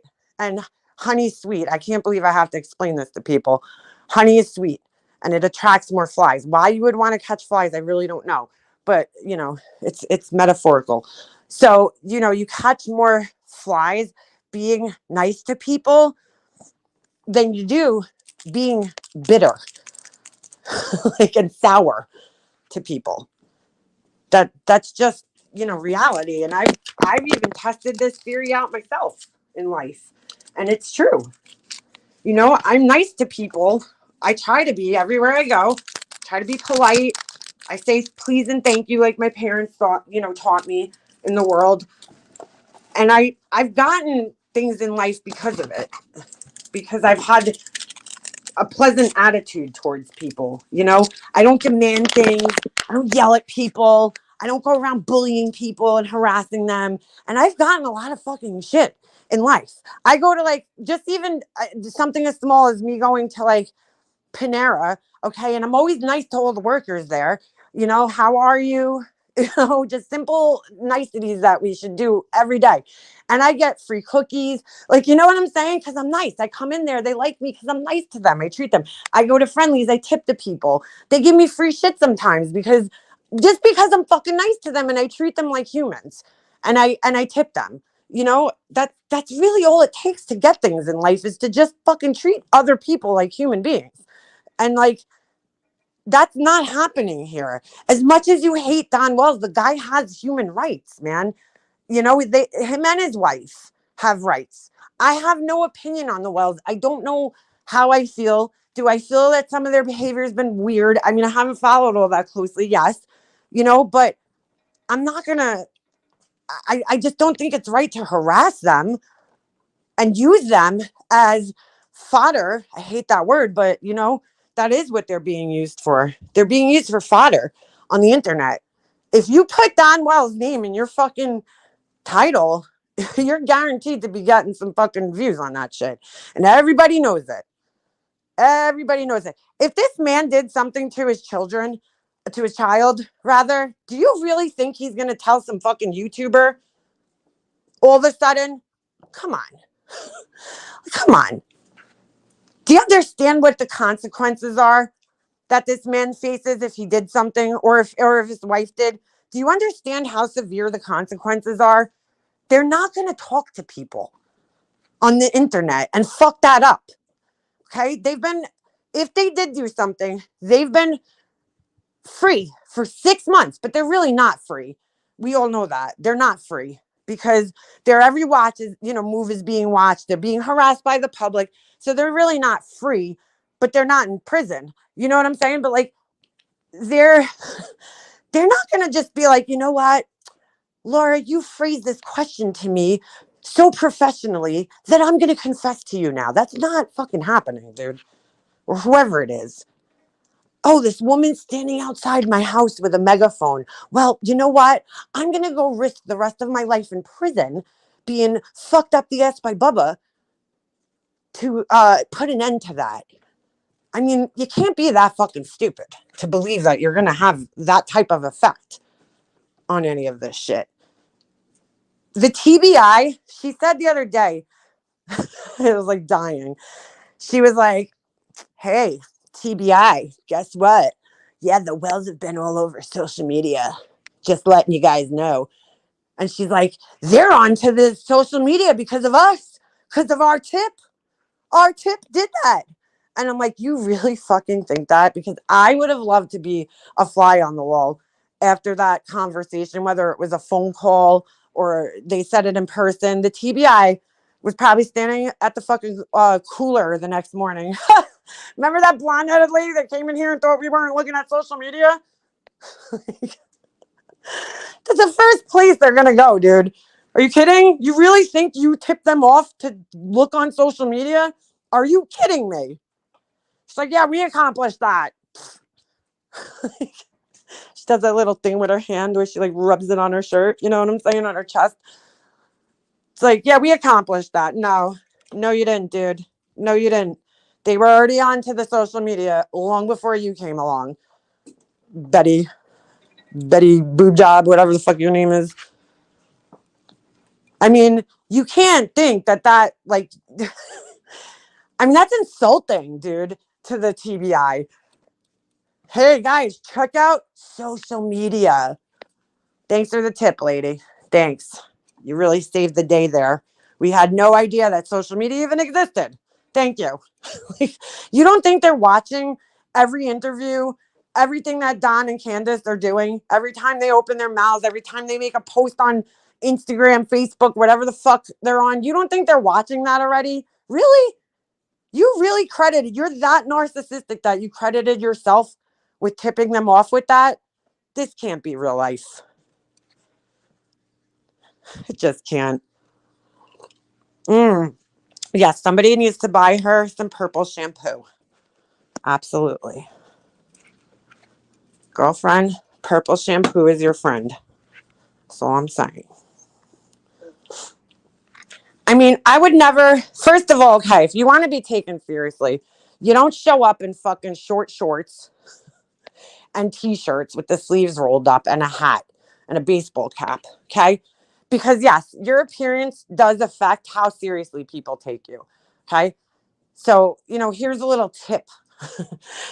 If you want to be taken seriously, make yourself look serious, I mean, that's the first tip. You don't show up with your moose knuckle hanging out, which, by the way, I got to tell all you guys, this is fucking crazy. I'm not the fucking, what is this? Like, Science Girl knows about this. And so does, I think, Hummingbird and November Rain. I show up at the outlets one day, right before Christmas. And I turn around and I'm like, holy shit. There's a store called Moose Knuckles. There's a fucking store called Moose Knuckles. And not only is it a store, okay, they sell jackets. And their logo looks like two balls, right? Like a nutsack. It's crazy. Or if you're not sick in the head like myself, it looks like a moose print, like a footprint. But to me, it looks like a ball sack. Okay. And and they're jackets, but not only are they jackets, they're fucking expensive jackets. I'm talking like $2,000 expensive. Yeah, look it up. Moose knuckle jackets. Look it up. I almost died. Almost fucking died. Then I went on, you guys know I check out the Kardashian closet every once in a while. And Chloe's selling a moose knuckle jacket. I was dying. They're not, I got to be honest with you, they make really nice jackets, but I wouldn't wear one because I don't want a golden ball sack on my arms. I just don't. Hold on a second.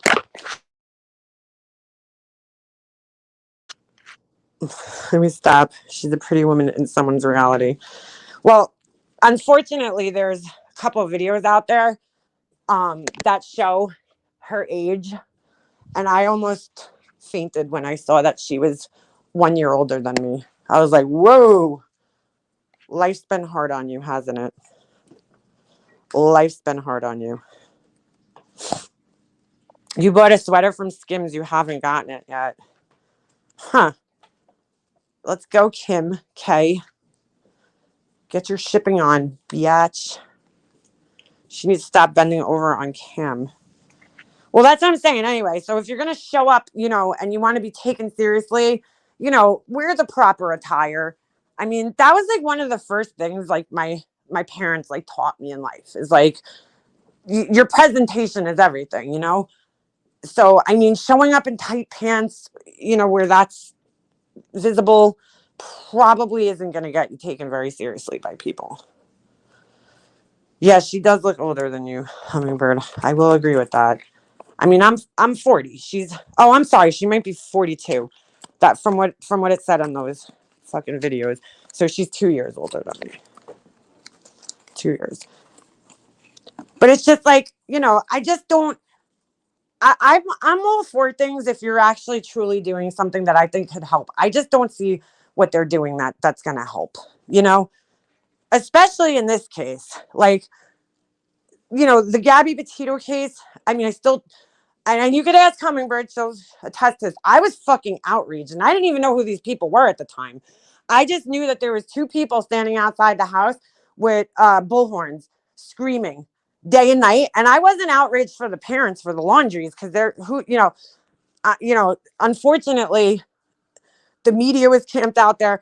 I was outraged for the neighbors in the neighborhood because I was like, if I lived on that block, those two people would definitely be dead in the middle of the road. No question. Like their bullhorns sticking out of their asses. That every time they farted, it would be amplified to like 10 fucking decibels. Like, I mean, I would be fucking irate.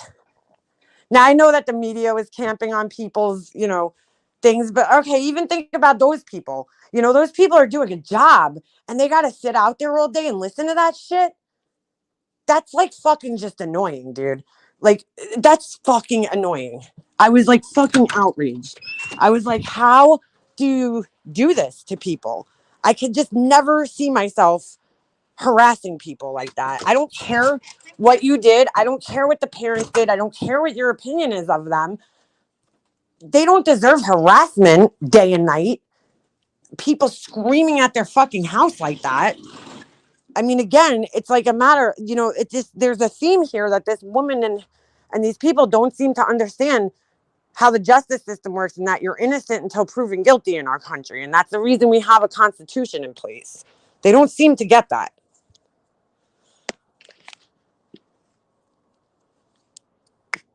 Right. The neighbors didn't do it. Why are you making everybody there suffering? Everybody there had to suffer because of what these people did. Children in the neighborhood. I'm thinking of myself as a parent. Like, how would I explain that to my son? These idiots standing out there, murderer, your son's a murderer. Like, come on, you're not thinking about anybody else at that point in time but yourself doing that kind of shit. Come on. You don't do that to people. As much as the parents were wrong in your people's eyes, and fine, did they look shady to me? Yeah, but it's not my job as an American citizen to fly down to Florida and harass them to speak. That's interrogate them from their front yard. That's not my job, dude. Like, leave shit up. You're leaving shit on people's lawns. That's not okay, man. Like, I just, well, that's where we have this lack of a thing called empathy, right? Because I have empathy and I think to myself, not just of the parents' position and how they would feel, but like everybody involved in the situation, how would they feel? To me, that just demonstrates, that's all they demonstrated was a clear lack of empathy for everybody, the neighborhood, everybody. I mean, it takes balls, but it's like not the good kind of balls. The moose knuckle kind. Right. Well, that's the other thing, Alicia. She don't have kids. Okay. One of them just whatever with her kid. But Bullhorn Betty doesn't have kids, from what I understand. I don't know if this is true, but this is what I heard, right? And and I'm not being an asshole, but it really does. I remember when I was younger and I thought I knew everything about being a parent before I was a parent, like I'd hear like kids crying in stores. I'd be like, get a fucking hold of your kid. Then I became that parent. And I was like, oh yeah, I understand what these people are going through now. I get it. You know, like, I don't know what I would do in a situation, God forbid, 15, 20 years from now, my son did some really fucked up shit like that. I don't know what I would do. I don't know. I'll give Marissa's husband at least a point for his honesty, although I think it was horrible. But like, he was like, yeah, I'd protect my son, like, and at least he's being honest. But like, some people, they really, people really think in these tragic situations that they know what they would do because their morals are so, strong. But you really don't fucking know what you're going to do. And like, I learned that in the last couple years of my life, is that like, you really don't know what you're going to do until you're faced with something hard. And then it's like, oh my God, I've done things in the last 5 years of my life that I mean, not like the last few years, but like, during the time when my mom was sick and afterwards, like, I did things I never thought I was fucking gonna do. I never thought I would stop talking to my brother and my family, like, but I was faced with these difficult situations and I just kind of had to make decisions that I just never thought I would have to make, you know? And that happens to these people. Anyone know what kind of charges? Yeah, she's had strangulation, a lot of domestic charges, cocaine charges. And like I was saying earlier, people can change, and become better people, but like, that needs to be shown. And I'm not seeing it, I'm not. She's very aggressive. And as we saw last night, from, Crude being live, he's a calm dude, man. I the first time I watched him, I was like, why is his name Crude? Because like, he's the furthest thing from crude. He's a very like pleasant human, and he doesn't go after people aggressively. You know what I'm saying? He's just talking very calmly when he does his lives.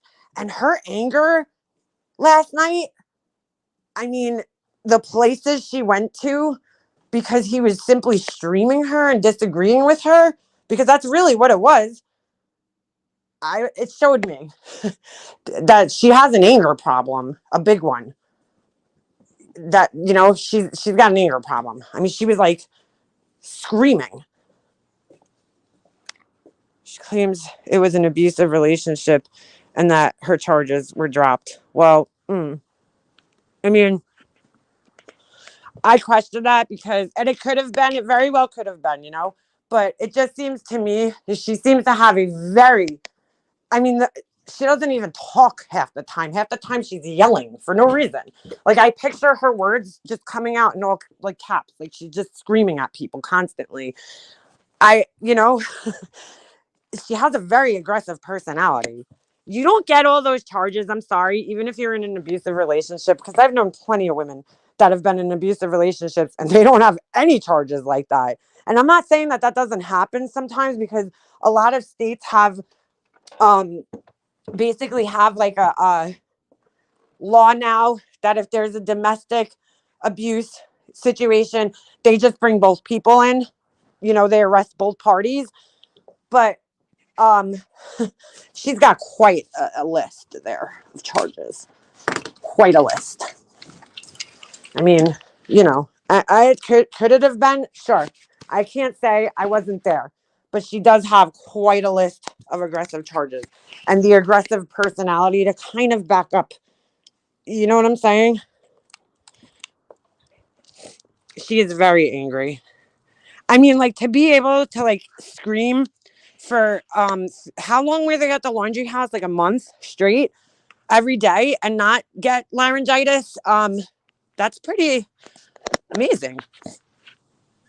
Yeah, she's scary angry. I mean, you could just kind of see that there's like a switch that flips in her at some point. There's a flip. I think MGL and BB have mental health issues. I'm gonna go with that. She sits on panel and pontificates about what trash criminals the Wells are. The nerve of her. Well, that's the thing, Ash. I mean, what is the nerve? I don't know much about the Wells. Okay, I know most recently, Don Wells was charged with a DWI. So was I. I had a DWI charge back in 2003. Okay. Um, you know, drug charges, dude, I would say probably a good percentage of people here have drug charges on them. Just saying. I'm not saying everybody, but I'm saying there's probably a lot of people here that have drug charges from, their younger years. So, I mean, she has a drug charge from what I understand, cocaine. So, I mean, and she admitted to being an addict, a cocaine addict. So, like, who are you to judge these people? Or domestic violence? Oh, because you said that yours was, or is it because Don Wells is a man, right? And the man always is wrong in the situation by default. No, I'm sorry. I'm one of the few women that believe that women could be abusers. I know it's hard to believe, but they actually can be.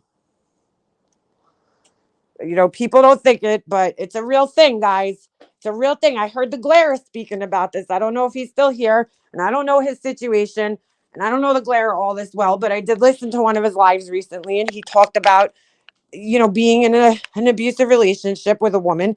And it does happen, guys, whether you want to fucking admit it or not.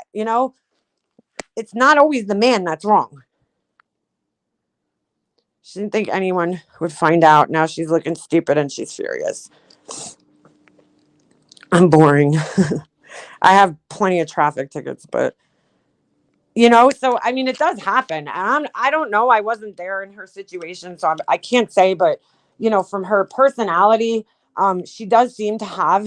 She could have been in a very toxic relationship, and I've been taken out of character by people that I've surrounded myself with. So can that happen? Absolutely. But she does seem very aggressive, and she does seem to have a little bit of a hatred towards men because when your first thing is to go for their penis size, like you don't like men too much. When that's the first thing you could say about a man, that just shows me, they must be going after me because their penis is small. That has to be the answer. Like, no, that's not the answer. That's not the answer all the time. Maybe sometimes. And what does that have to do with anything anyway? You know what I'm saying? Even if that is the case, what does that have to do with anything? What does somebody's genitalia have to do with their opinion? I don't get it. It doesn't affect people's opinions. I didn't pay a fine once because it wasn't in the right name. Oh, I've had a suspended license quite a few times, Ems, for forgetting to pay tickets. That was my younger years when I was in my early 20s. Thankfully, I haven't had a ticket, knock on wood. Last ticket I got, I think my son was a baby, and it was because of tinted windows of all things that I didn't even tint. My car came with them. Beep boop, beep beep boop. She's I like that name. Beep boop, beep beep boop. She's gross and greedy, ungrateful, just milking people for donos. I saw her refer to $700 of donation as measly. Really? Wow. Shite. Penis size reminds me of Laura. She always went there. That's what I said, call it as they said. I was like, did they read the Life Perplexed handbook of YouTube comebacks? Like that they really did. I mean, that just like fight intelligently. Listen, fair use, dude. I will give burnt toast and crude. They really do fair use. I mean, the way that they do the videos, they make sure to stop. They make sure to give plenty of commentary. I mean, that's why when I do ever, which isn't a lot, but I do sometimes show other people's lives, and I make sure I stop a lot when I'm going over somebody else's life, because the rule is like it has to be 70% your own shit, basically. That's like the rule of thumb, right? So you do have to keep stopping quite often. She just doesn't seem to understand that. If somebody's just uploading your shit and not putting any commentary on it, then yeah, but this is YouTube. There's clip channels. Like, you're going to be fighting for the rest of your life, chasing down, people from using your content. And if you have nothing to hide, what do you care if people are using it? What do you care? Yeah, she's pretty big for her britches. I just can't wait because there's definitely, listen, I'm going to predict this right now. I probably shouldn't do it publicly, but there's going to be there's going to be a power struggle go on eventually. Okay, I'm not going to say between who, but I think you could guess. There's going to be a power struggle because right now it's like I started the team. I started the team. And then it's like, well, I put a name on it. You know what I'm saying? And it's just going to there's going to be a power struggle. The fact that I heard somebody say yesterday, and I honestly don't remember who it is, but I heard somebody say, oh, well, the Summer Wells case became fair game. I was just like blown back. I was like, fair game? This isn't a game, dude. This is a little girl who's missing. Why is everybody forgetting that? There's a 5-year-old girl who's missing right now, who could be really literally anywhere. She could be dead. She could be with some fucking creep like Philip Garrido, who kidnapped JC Dugard for 17 years. Okay. Or that guy and that woman that, kidnapped Elizabeth Smart, or the trusted family friend who took Katie Beers. That could be going on. There, we could have a Casey Anthony situation. But the fact remains is that this little girl's missing. So it's not about spy pens and fucking, go there and pass flyers out. How about that? How about go print some flyers, okay? And go around the little area that they're in Tennessee and hang Summer Wells flyers fucking everywhere. Because people might not even know that she's missing. There might be people on the streets that don't even know that she's missing. This shit happens all the time. Look at the case that happened in Cleveland, Ohio, where Michelle, what's her name, and all those girls were being kept in that house. After a while, their faces, it's forgotten. Do something worthwhile. I don't know. I just don't see it. And the answer isn't, well, you're sitting on your ass in your house and you're not doing anything, and I'm actually going there, because you could go there and show up to the race but run really fucking slow. You know what I'm saying? Like, showing up is nothing.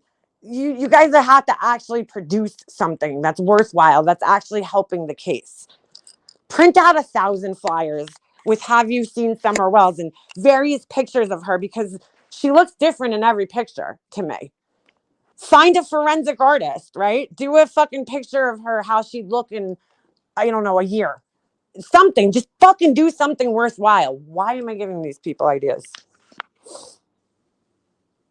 Oh, because I actually want to help. That's why. That's why. This isn't it's it's not a game. It's not a game for YouTube, or to see who, could talk to the family, or who could get the best interview. That's not what this is, man. You're not going to get, the parents are not confessing to anybody if they had any involvement. It's not happening.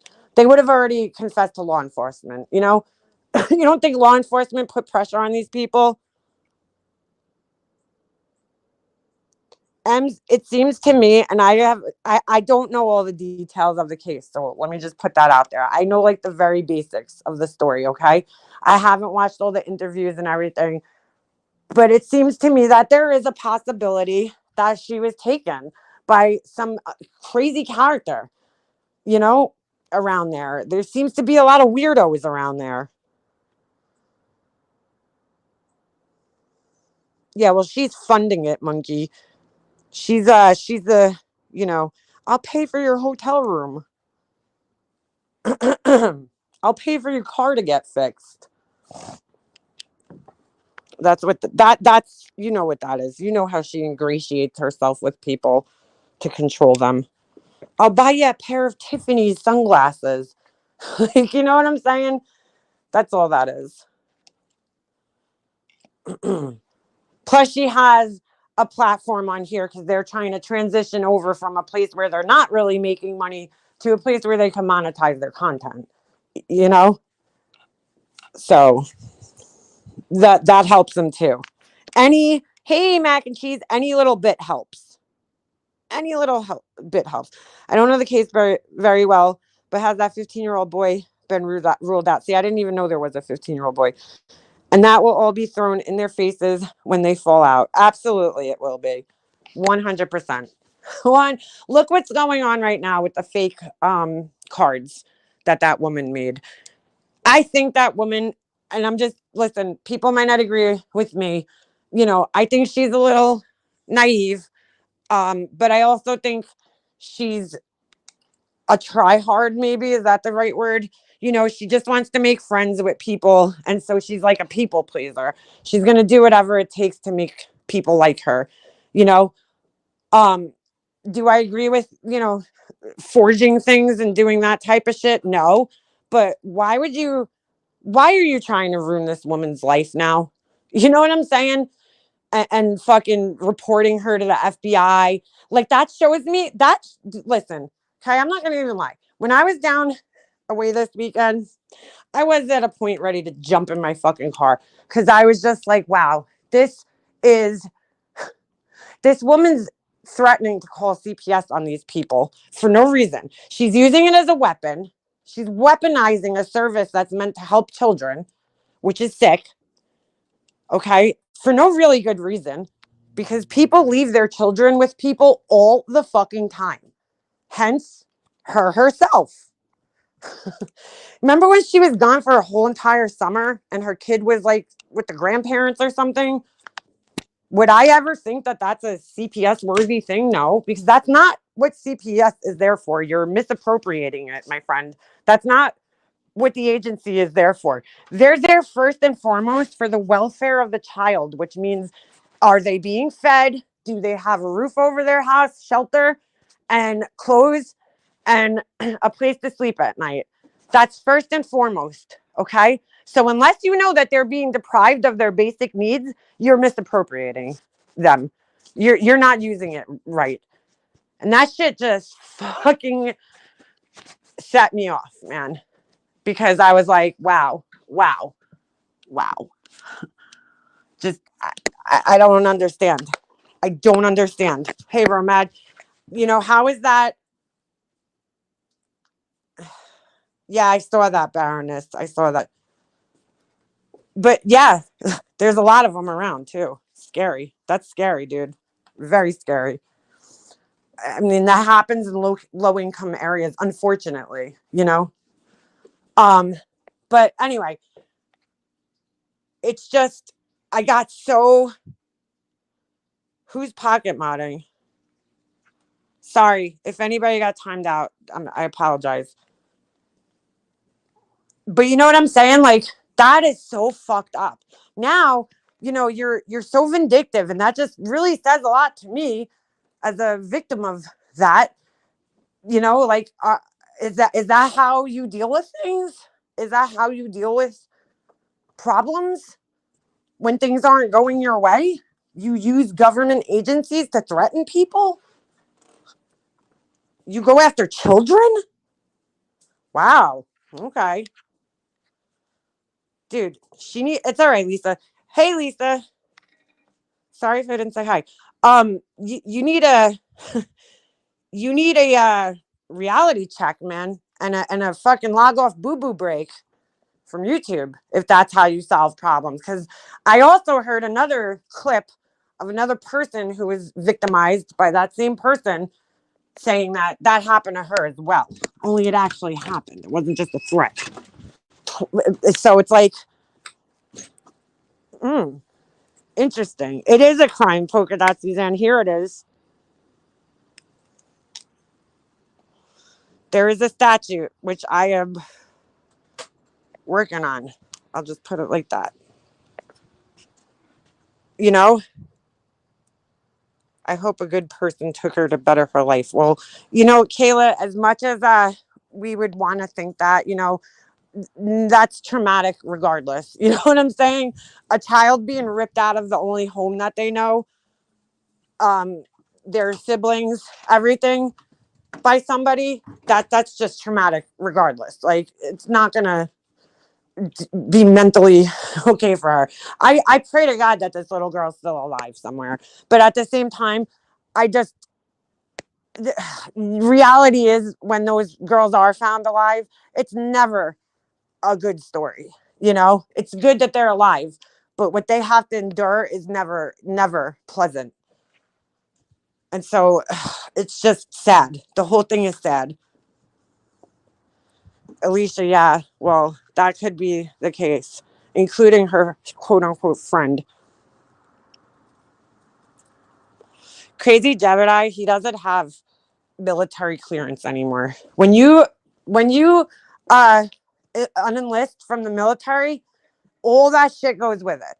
Just like when you're a police officer, and you could ask Duty Ron, when you have clearance and you leave the department, that's it. It's done. You don't have that. You don't have any of that anymore. It's gone. It's over. you know? So yeah, that's just total nonsense. It's not how it works. Yeah, Ems, I read JC Dugard's book. What a horrible story. Right here where I live, there was this girl, Katie Beers, right?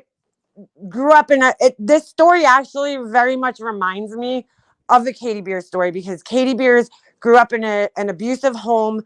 She had siblings and stuff. The mom, I believe it was a single mother though. That's the only, difference in the story. But the mom had all these people that helped helped out the family, I guess, with the kids.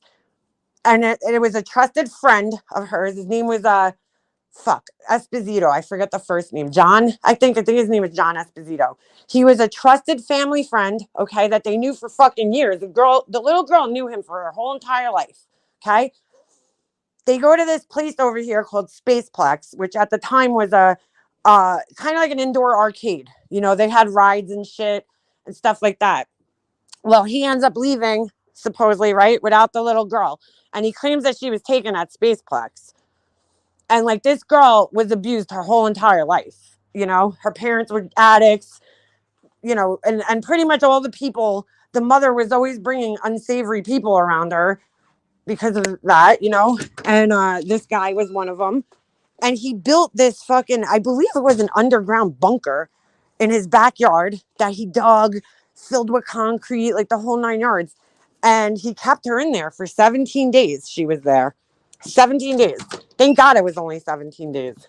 I believe that was the amount of time that had passed. But, it was a friend of theirs who, for some reason, I mean, he was abusing her, but for some reason, he just like suddenly decided to take her out of nowhere.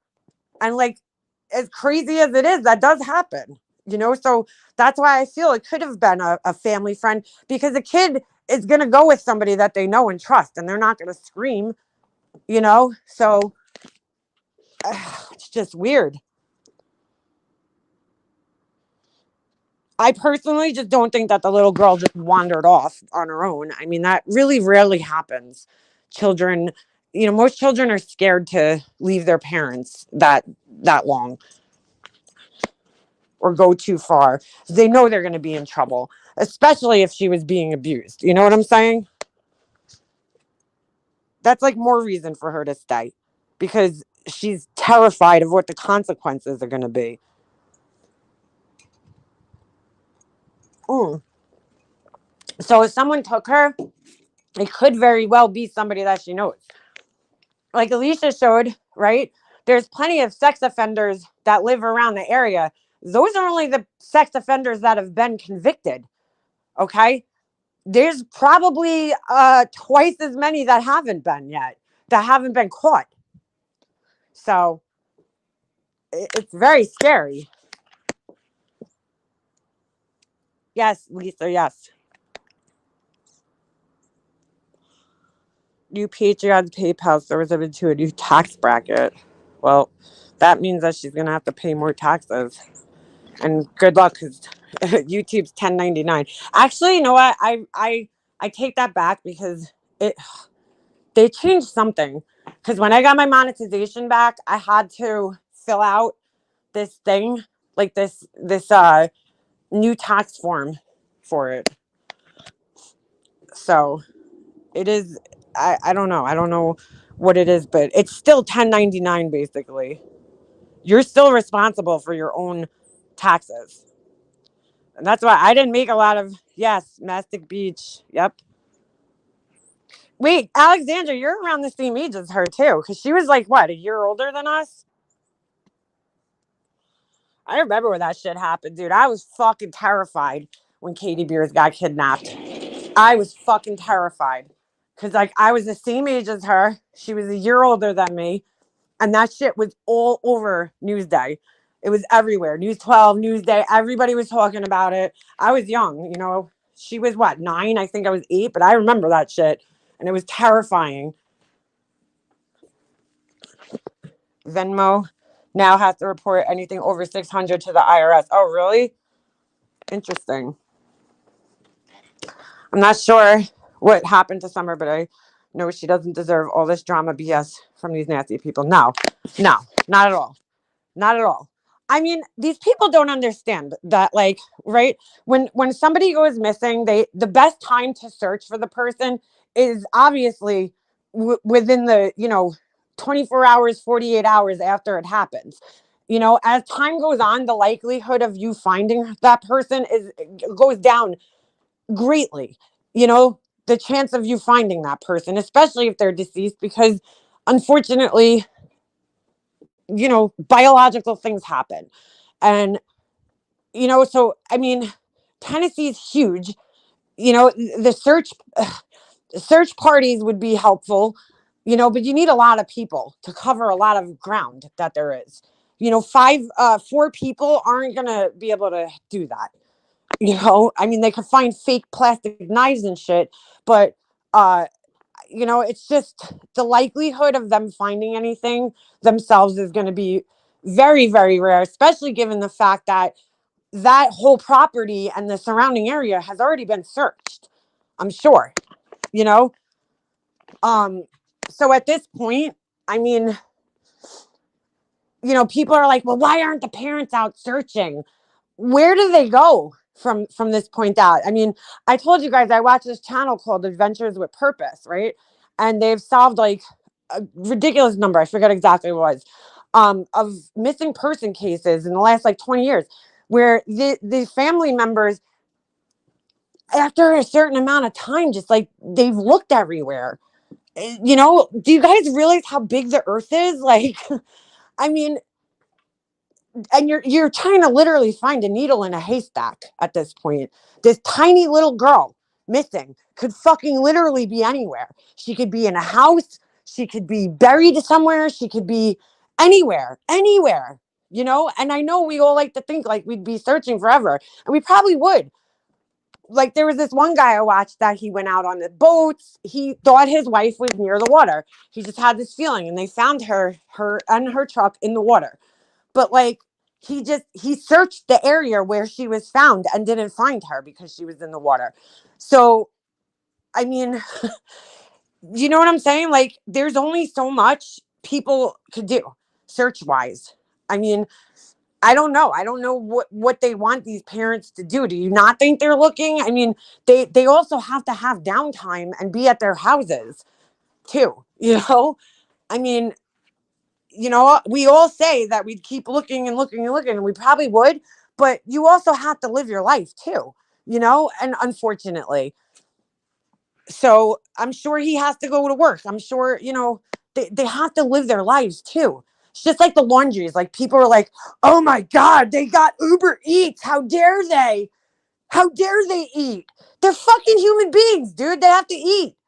Well, what do you want them to do? Not eat? Like, you know, you could have followed me around, okay, in the weeks after my mom passed away, and probably sat there and criticized me, and it's bad enough because when you are grieving, you're very confused feeling, and you're like, you don't know how to act, okay? You don't even know how to be anymore. You don't know how to live. And it really just shows me that these people are completely fucking out of touch with reality, and they don't have, or they've never had anything tragic happen in their lives, because you really just don't know how to be, you know? I mean, you could have followed me around. I didn't want to laugh. If you cry too much, you think people are fucking judging you. Like, you just don't know how to act. So I personally never try to judge people on their behavior in these situations. I mean, I you can, but at the same time, I also tell myself, like, I don't know how I would act. I don't. I don't know how I would act. Nothing they do will ever be good enough. And I want to know, really, let's just say it comes out that these parents didn't do anything wrong to this kid, right? Let's just say that it comes out. Are they going to get an apology? You know, and even if they do get an apology, is that going to be sufficient for the fucking hell that they've been put through? I don't know, man. I just don't want, for somebody who believes in karma so much and constantly talks about it, you would think, because part of believing in karma is not just people getting karma, but it's also your own behavior and putting out and what you put out into the world, because your own karma is part of karma, right? So you don't want to get back bad karma. So you would think somebody that talks about karma all the time, they would want to put out good things into the world so that good things come back to them. And they would be more understanding of other people and their plights in life, you know? But no, they just don't. The parents look burned out in so many ways to me, and already had a few kids removed, didn't they? They look like they don't have any energy left at all. Yeah, that's how they look to me. But, like I said, I watched like one interview where clearly the mom was on something. This was right after she went missing. And like, you could look at that two ways. You could look at that like, I'd be fucked up too, and probably need Xanax or something if my kid went missing.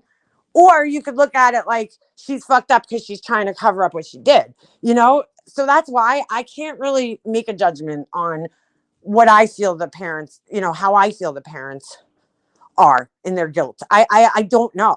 It's really hard to judge somebody who is on drugs. But just because they do drugs, that doesn't make them murderers, that makes them maybe irresponsible parents. But I heard that she wanted to call CPS because there was that couple brought their children around drug addicts. Guess what? Your kid's probably around drug addicts right now in school. Okay. And you don't know it. A lot of people bring their children around drug addicts because, again, this just shows me the fucking lack of understanding of people like that you might have lived in a bubble for your whole life, because most drug addicts, okay, that I've ever met in my life, they're not fucked up. You see, people think that a drug addict is completely inebriated, fucked up out of their minds 24 hours a day, 7 days a week. That's not how a drug addiction works. There's high functioning addicts who are able to pull it together, go to work, do what they have to do. So you're they may be addicts, but they might be high functioning addicts. You don't know. You just don't know. You don't know these people's life. But you don't call CPS just simply because somebody brought their child around a known drug user. That's absurd, because many of us have drug users in our own families, and our kids see them. And, unfortunately, but they, sometimes you have to. And, so should everybody be in jail because of that or whatever, have their kids taken away from them because of that? I mean, that's fucking insane. I mean, I was raised by an alcoholic. My dad was high functioning, though. He got up every day. He went to work every day. He worked 7 days a week when I was a kid. He was a fucking responsible parent. He just had a fucking addiction to alcohol. But he did everything he had to do to keep a fucking roof over my head, food in my mouth, and clothes on my body. He did everything he could. And then some. I traveled. I had everything I wanted as a kid. That doesn't mean my dad was a bad parent just because he had an alcohol problem. He took care of my basic needs. Was he there emotionally? No, not so much. That was my mom's job. My mom took care of our emotional needs. My dad took care of our physical needs. Everything we needed, we had because of my dad when I was a kid. So yeah, exactly. Some people, right. I love how people who are addicted to prescription pills think that they're not addicts. That's funny too, because you are. My mind goes back to her Xanax video. I mean, that's kind of mind blowing because all of these people, right? Well, I can't say for JLR because I don't know what his, background is as far as drug use goes.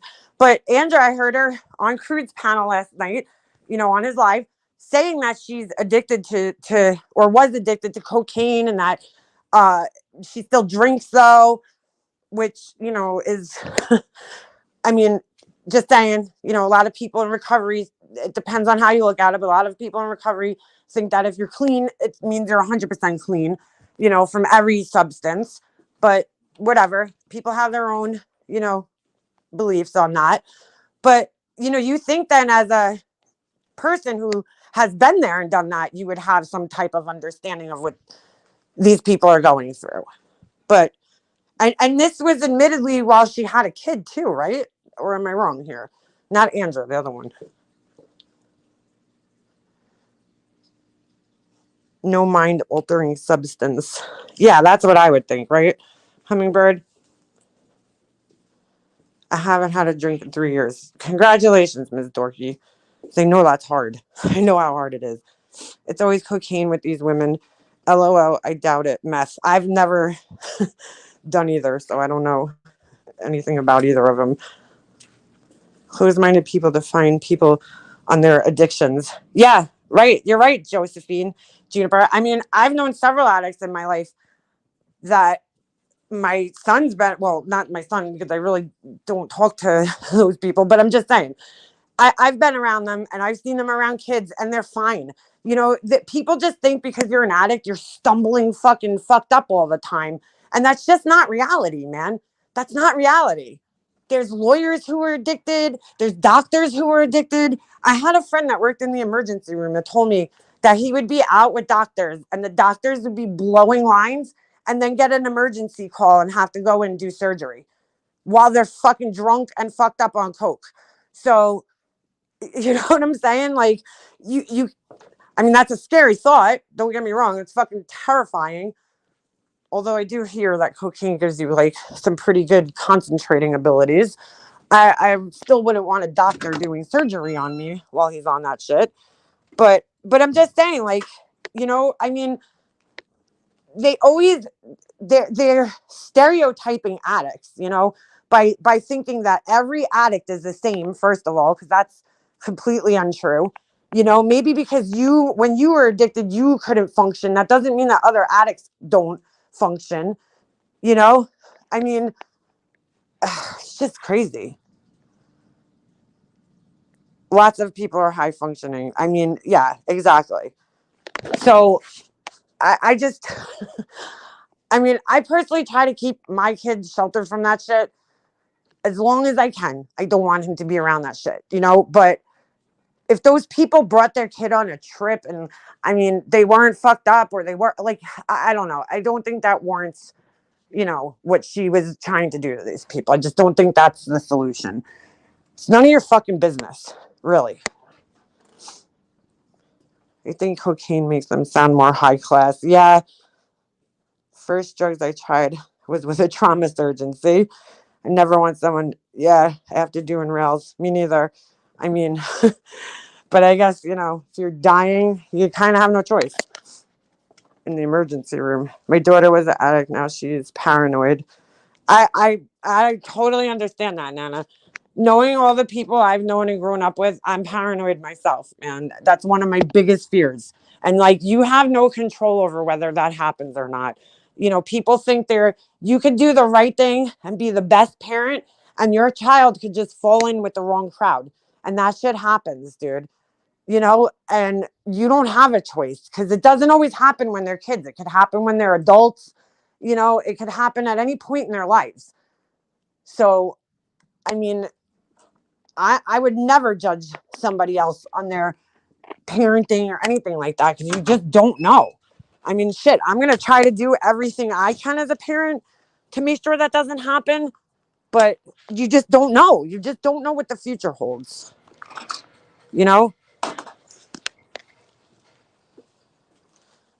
Worst case, issues on meth, not cocaine. Probably. Cocaine's expensive, dude, from what I understand. Once they leave the house, you hope they listen to you as a child. Yep, that's exactly what it is. Once they leave, they go to their friends' houses. You know what I'm saying? I look back at myself as 14 years old. I was drinking with my friends, right? 14. When I look at a 14-year-old now, I'm like, holy shit, dude. They look like children to me, And I'm like, that's so scary. Like, if I ever caught my son at that age drinking, I'd kill him. Like, not kill him, not seriously, but you know what I'm saying. Like, I'm trying to keep. That's why I want to keep my son involved in sports and keep him on the right track, dude. That's what I can do as a parent to prevent that from happening. But in all reality, something stupid could happen. I've seen this many times on the show Intervention, where the kid was like a star athlete his whole entire life, got an injury, and got addicted to painkillers, and then went on to heroin. That shit happens, dude. So you just don't know. I mean, and to judge people the way they do and be so ignorant about it, it's just scary to me. Start smoking at 16. I started smoking cigarettes at fucking 12. 12. I was in 6th grade smoking cigarettes. And my friend's mom used to fucking buy them for us at 13. 13, she used to go to the store and get us a pack of cigarettes. They were like $1.50 at the time. The idea of what some people consider an addict is so misleading. You know what it is, Natalie? It's like when I was a kid, okay, in 6th grade, I'll never forget this. They showed a video to us about alcohol abuse, right? So the dad comes walking in the room. He's got like a white t-shirt on or like a wife beater or some shit, right? And it's like half tucked in, it's all sloppy. And he's got like the bottle of wine or whatever the fuck he's drinking in his hand. And he's dragging his feet and he's, fucking swaying all over the place. And his speech is all slurred and he can't even talk. And they told me that was an alcoholic. And in 6th grade, I was like, well, my dad doesn't look like that. So he's not an alcoholic. You know what I'm saying? I really fucking believe that. Because I was like, damn, my dad's, well, dude, if you saw my dad, you would never have known he was an alcoholic. This man was very well put together. He was always dressed to the fucking nines. He wore loafers. He had a fucking slacks on that were perfectly pressed with the crease in the front, a button-up shirt every day. His hair was perfectly combed, not a hair out of place. You know what I'm saying? He was tall, he was slender, he was in shape. Like, nothing about my dad visually said alcoholic.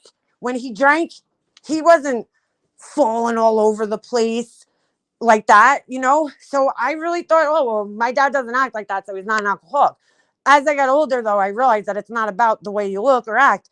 It's about how many fucking beers you're drinking and the fact that you're doing it every day on a repetitive basis, and that's what's making him an alcoholic. And they put these stereotypes into our heads of what people look like. Just like when people are depressed, it's like, well, they must be laying in bed crying every day because that's what depression is, right? Because that's what they show us on the commercials. They're in a dark room, hiding in a corner. That's not what depression looks like. People with depression get up, work, they could laugh. You know what I'm saying? Like, it doesn't have a look. There's no one look to these things. So it's just like they say, every single person, like meth, there's a meth look. There is, but there also isn't. There's people that do meth that never lose a tooth, or whatever. It's like, you can't say, dude, like, there's no one stereotypical look to these people. That's not how it works. Thank you, Alexandra. Your dad was like a madman alcoholic. I don't even know. I never saw that, Mrs. Nevins. But yeah, my dad worked 7 days a week. You know what I'm saying? Like, and in my head in 6th grade, I was like, that's not my dad. He don't act like that. He don't beat the shit out of my mom. You know what I'm saying? Like, they had this overly abusive fucking guy who looked like a sloppy drunk. And that's what I thought an alcoholic was. And I'm like, well, my dad doesn't act like that. So he's not an alcoholic. But then, I didn't know what verbal abuse was back then. and that's part of it. So it's like, but these people still have, as adults, this ignorant concept of how people act when they're drunk or, I mean, how many times have we seen them stereotype people? Yeah, there you go. Look at Robin Williams. Amen to that. Who would have thought that guy was depressed, suicidal, the funniest man alive? I mean, whose career spanned decades, who was always putting a smile on everybody else's face. Ends up he's depressed. What? That's it, right, Hummingbird. It affects everybody from all walks of life. That's my whole point. Is that, yeah, did these people, the other thing that they're being judged on is their, house. And I didn't see like the full tour or anything like that, but like, dude, there's plenty of people who have messy houses and take care of their kids. Like, you know what I'm saying? It's just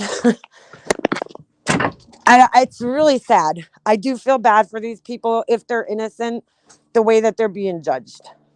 It's sad.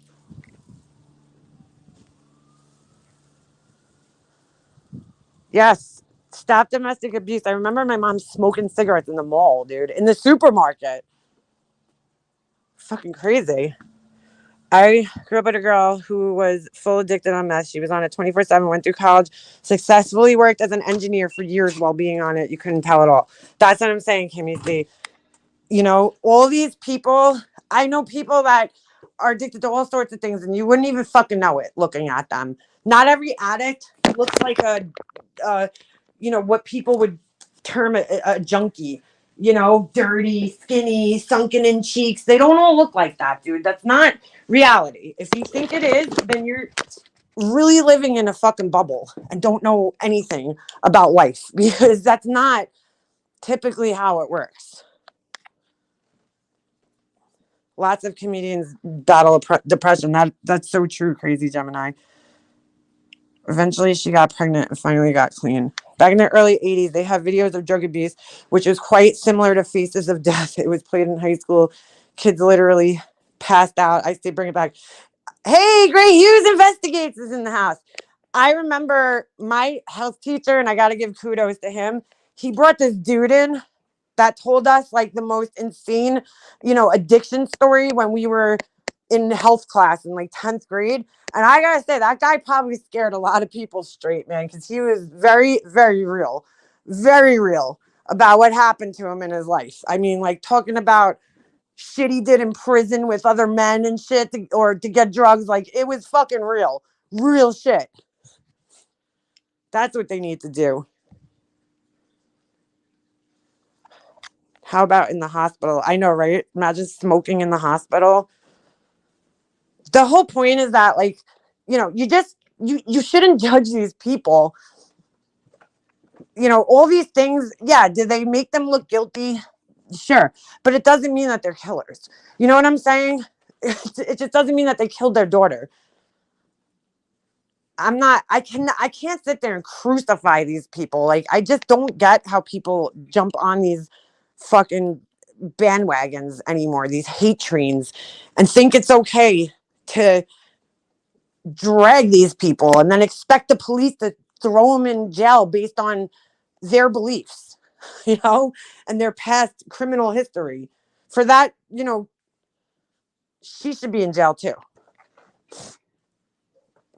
I'm gonna roll on. All this talk is giving me anxiety. Bull road kill.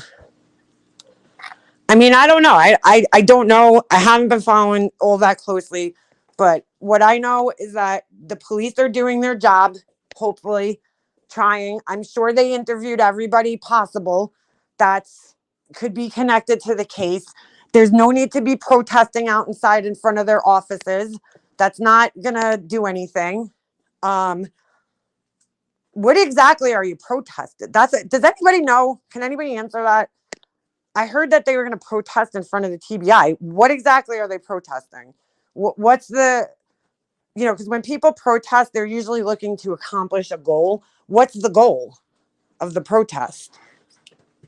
The pain pill thing is insane all over the country, and it's true. Most start with an injury. The crazy thing is that Oxy was introduced in the 90s, and before that, pain meds weren't even a thing. Well, they had other things that people were taking, I believe, but yeah, OxyContin and all that was made in the 90s by that family, whatever the hell they are. Some of the funniest people are the most depressed. That's so true, Kat. So true. So true. Thing one and thing two, doing the machete march to the Wells house. I love the smell of matches, Alexandra. I haven't smelled matches. They went Don Wells arrested. So that is their end goal. They're going to go stand outside and protest to get a man who hasn't been convicted of a crime. Now, that's what blows my mind again, is because these people have all been arrested, right? And they've been afforded the innocent until proven guilty, right? That we all have, right? Why do they feel that this man isn't like, that's fucking crazy to me. Yeah, they had morphine, right? It wasn't regularly prescribed. They are trying to get Don put in jail through TBI so they could break Candace. So they think that if Don's in jail and they separate the two, that she's going to start talking. Come on. Really? Do they still realize that even if that happens, there's still that whole, life in jail and prison? I don't even know. Does Tennessee have the death penalty thing that would be looming over her head? I mean, are they fucking kidding me? It's fucking insane, dude. Fucking insane. Listen, I'm going to just go out on a limb here, right? If these people are as fucked up, if these people are as fucked up as they say that they are, right? Always high, always on drugs, then wouldn't you think if they committed a crime against their kid, that they would have been very sloppy since they're so fucked up all the time in covering up this crime? Look at Chris Watts. I mean, that was like the worst cover up ever in a murder case. Like, don't you think these people, if they're that fucked up, drug addicts, and they're high all the time, that they would have left some type of evidence somewhere of what happened to the kid? You're telling me these two drug addicts, okay, that can't even fucking get through an interview without being high, pulled off the perfect murder, right? And left no evidence behind. Okay. So, like, you know what I'm saying? You can't, it can't be both ways. You can't use their drug use against them. And then, if you're going to go with that thought that they're these, horrible, sloppy drug addicts who don't pay attention to their kids and watch them and all this stuff, then that has to go all around, right? So, I don't know, considering the fact that they're that fucked up, how would they get away with a crime of this magnitude? Oh my God, Alexandra, that's a scary thought. Me on surround sound? Really, Helen? She can't?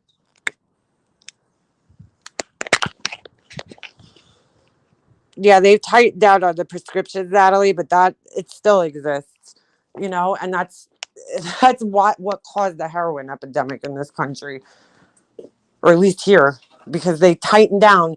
They were giving the shit out like candy, and then all of a sudden cut it off. And now all these people that were addicted to painkillers are like, what the fuck do we do? Oh, we'll just buy heroin. Laura says she's going to ask questions that have never been asked before because the TBI hasn't asked. How does she know? How does she know? Is there any transcripts of the interviews that they did? Anybody? I really highly doubt it.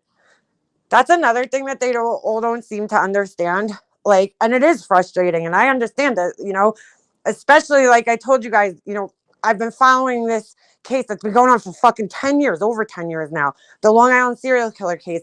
And they have kept this shit so tight to the vest. The only thing we've seen is a belt, right? And now that could be because there's a conspiracy going on within the police department, or it could be, because that's what they have to do. That's what they do in every case, is that they keep their investigation close to the chest. They don't want to tip off the person who did it. You know what I'm saying? And they might not have enough evidence to make an arrest now, but they might know who it is.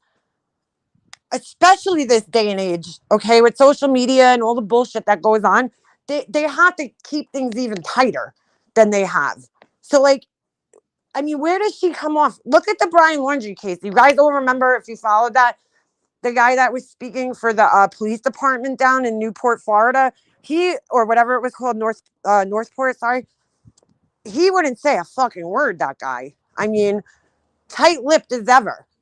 They knew all this shit. They knew everything already. We just didn't know it. They have to keep it shut. So, like, do you really think you're going to go down there and ask the FBI questions in a certain way and they're going to fucking tell you, oh, yeah, well, we've been watching Candace every day? Like, that's not going to happen, dude. That's what I'm saying. I don't understand the purpose of this. They're wasting their time clearing rumors up. I don't know. What rumors are there? You're not going to, it's just not going to happen. He said he was bringing the child to the crystal? What's a crystal? Who? Gray? Oh, you guys are talking about that other case. Okay. He drove away with the child while with his new wife and came back without her. Nobody reported it for 2 years. Dude, that is mind-blowing. Fucking mind-blowing. Like, how does that happen? How the hell does that happen? Well, how does it happen that those three boys that were in Texas that were found in that apartment, the brother is dead for an entire year? The kids just stopped going to school. Nobody questions it. Nobody questions where this kid was for an entire year while his body was laying there in the apartment with his brothers. I mean, is that what our world has come to? Because that's crazy.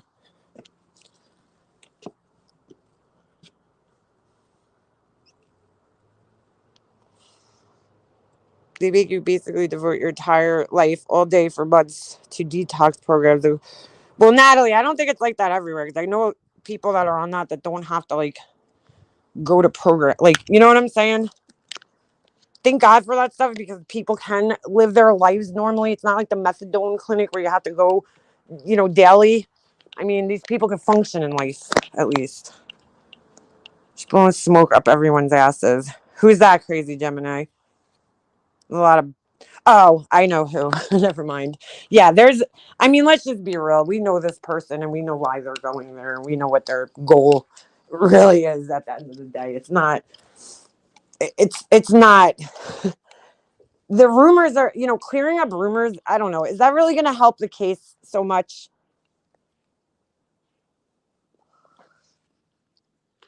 Nothing is going to come. I'm going to just put a little prediction out there, okay?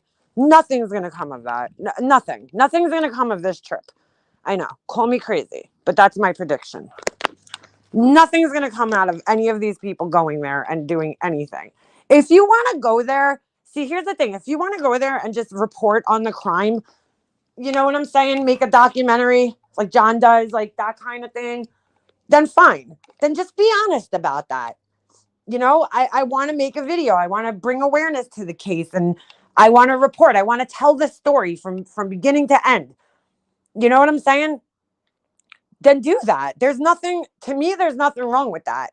If that's what you're looking to accomplish, interview people for that reason, that's fine. But be honest about it. Stop going down there acting like you're working with the fucking police. Or, I'm not saying that she's specifically doing that, but like some people are. They're trying to make it look like they're working with the police hand in hand. The police don't owe you, the public, any answers until there's a crime committed. There's no crime committed right now. There's a missing girl. That's all it is. There's no crime. So Don Wells can't be arrested. Could he be arrested for his DWI? Sure. But can he be arrested for the disappearance of his daughter? Not yet. Because as of right now, there's no evidence to show that he played any part in it. Exactly, Alicia. Channel building. Listen, she's sitting back seeing everybody else's channels blow up off this case. And she's like, I've been on it since day one. That's not true, dude. That's not true. You haven't. In fact, I believe both of them specifically declared that they were not covering this case.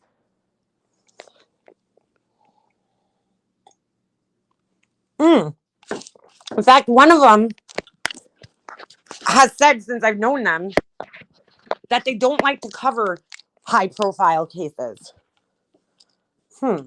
Why'd that change? They don't want to make the same mistake that they made. They don't want to make the same mistakes that they made with, the Chris Watts case, because look at all the people. I mean, that's why I have so much respect for Gray Hughes and, Duty Ron and creators like that, where they're not just going live to go live. You know what I'm saying? They're not just discussing the case repeatedly every single day. I think it was Shannon. What is it? 681. Is that her number? I always forget her number. But she said it, and I'm sorry, I have to agree with her, where she was like, Jay for Justice was live just on Christmas Eve and Christmas Day. And I'm like, she was like, just to be live about the case. Like, there's so many other children you could be helping right now. There's a million people bringing awareness to this case right now. Use your platform to help other people at this point. I see Gray Hughes because I've been, subscribed to Gray, and I don't follow every case, but I see Gray Hughes every time he goes live. I get a notification because I have the bell tab, and I see that every time Gray goes live, it's something different. It's always something different. And he doesn't care that he doesn't have 900 people in his chat, because he's, that's the case that everybody on YouTube cares about, because that's not why he's doing this. He's not doing it for the views. He's not doing it for the money. He donates most of his money. So, you know what I'm saying? And he's not speculating. I mean, he might speculate based on the facts that he has, but he's not like condemning people. I mean, it's just, if you can't see the difference between him and everybody else, or somebody like John and everybody else, most of the cases that John covers are not that popular. He doesn't cover those very popular cases, and some of them might be, but he tells the story, just like Stephanie Harlow and what's that other girl? I listen to her sometimes. She's a little heavy. She has blonde hair. I can't remember her name. She is saying she found Summer. I just don't know. I don't know. He has solved an actual cold case. Yeah, can any of them say that? Her covering the case was her sick attempt to make money off those candles. Yeah, that was brought up by Savage the other day. And no, it doesn't matter whether... So she's not understanding, okay? It doesn't matter that you didn't sell any of them. If people didn't make a big deal about it, they would have been sold. That's the point. That's the point. It doesn't matter. The intent was there to sell them. Completely 100% there to sell them. And just that intent alone is sick. Okay? Because Sarah, I believe it was Sarah Smiles or somebody. I saw somebody leave a comment the other day that said that it cost about $5 to make a candle, right? Like those kind, at least, right? Not every candle, but I'm just saying the cost of making them is under $5. So you're donating your cost, which is $5. That's not that much money. You're still profiting off of it. You're profiting off of it. Most of the time when they say a portion of the proceeds will go to like so-and-so charity, the proceeds is a profit, dude, not the cost that it is to make it. Kendall Ray, that's who it is. Yeah, she's good too. So that's what I say all the time. Everyone just cover the cases that bring in subs and viewers. True crime shouldn't be treated like that. And thank you. Well, you're welcome, Gray Hughes. I mean, I've been following you for almost probably 10 years now, right? I think next year, because when was the Jodi Arias trial? 2013. And I've always seen you over that 10 years doing all sorts of cases, all different cases I've never even heard of. And that's what it should be. not just this case that everybody else is talking about. Because I'm sorry, I do question people when they're covering these high profile cases and they just keep going live, a million times about it when there's nothing new to discuss. Go live when there's something new, when there's a break in the case. But when it's the same shit over and over and over again, I got to question why you're doing it. I mean, you got like that with the Watts case too. At first it was like interesting. And then like once like everything was settled, I mean, there is certain channels that milk the shit out of that case. Armchair detectives. Like, you know what I'm saying? I mean, just milk the shit out of it for every fucking cent that it was worth.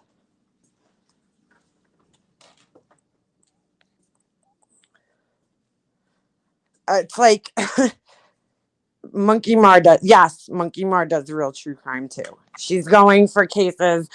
Dude, there's so many missing children. There's so many missing children, unfortunately. I was told by my friend Soldier, maybe somebody could look into this true crime case, okay?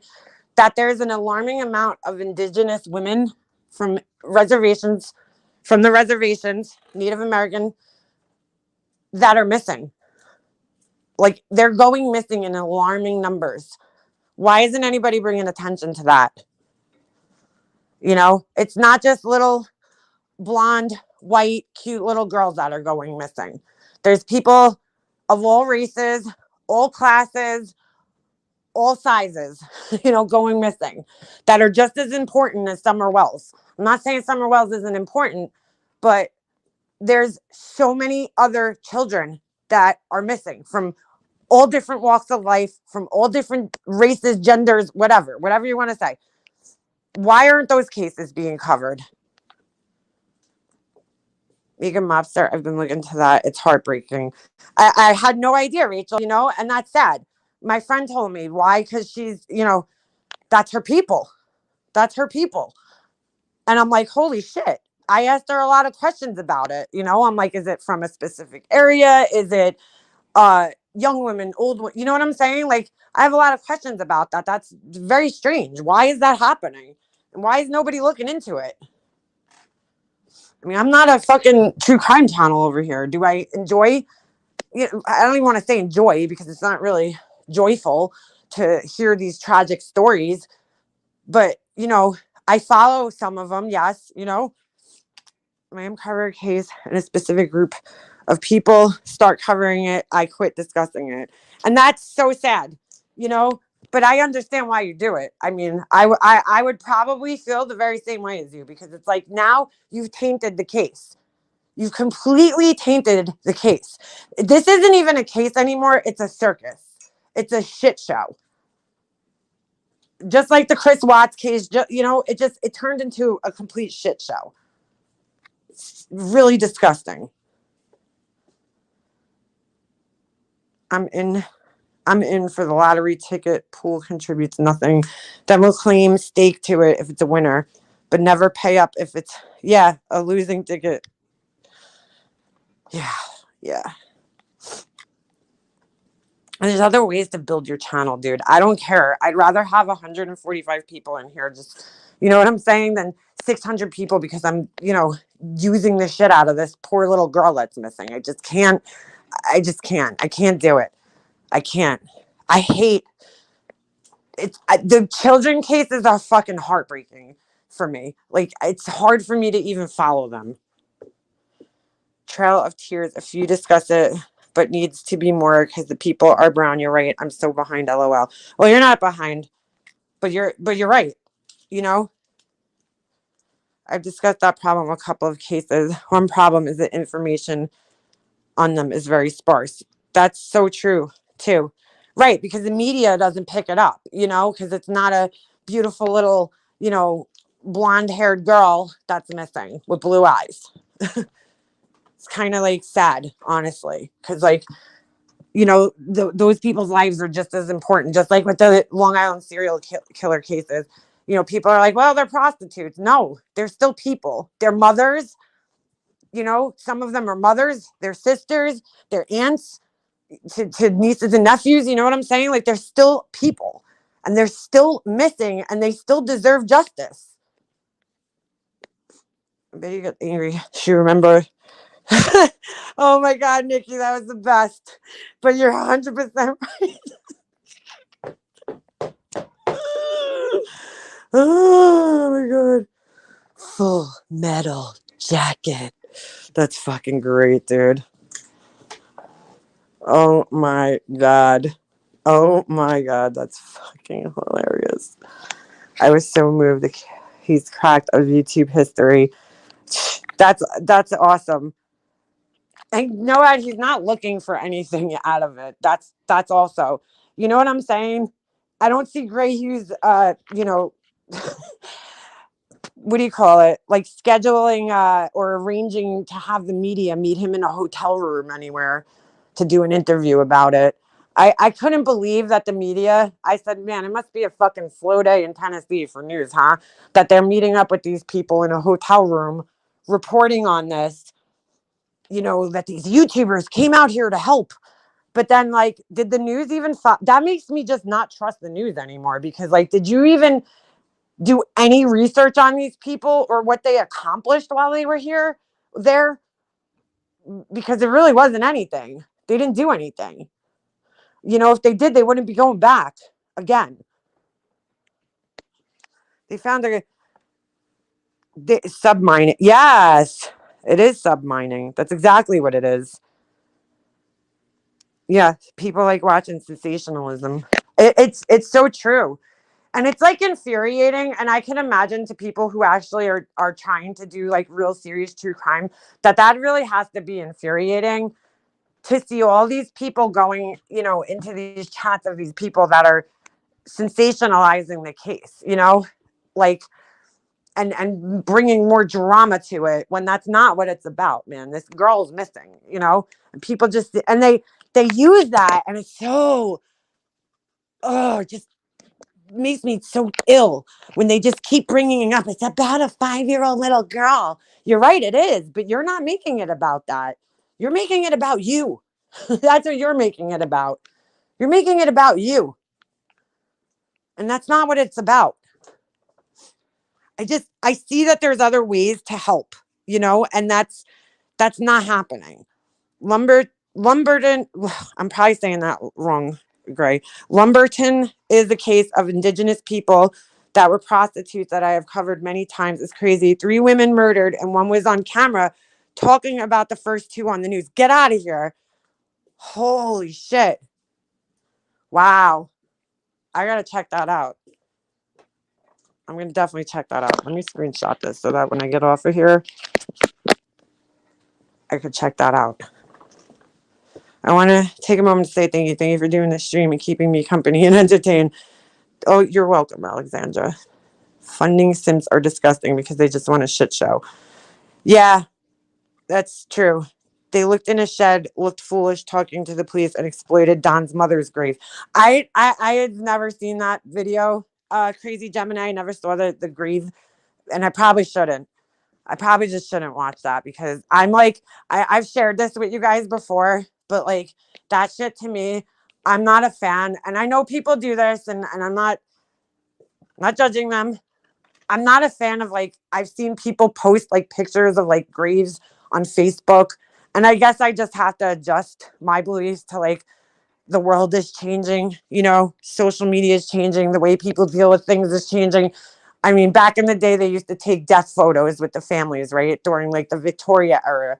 I mean, the whole family would get dressed up, and they'd prop up the deceased as if they were still alive, and the family would take like a last photo with them, and that was normal. And now, today's day and age, that seems absolutely crazy.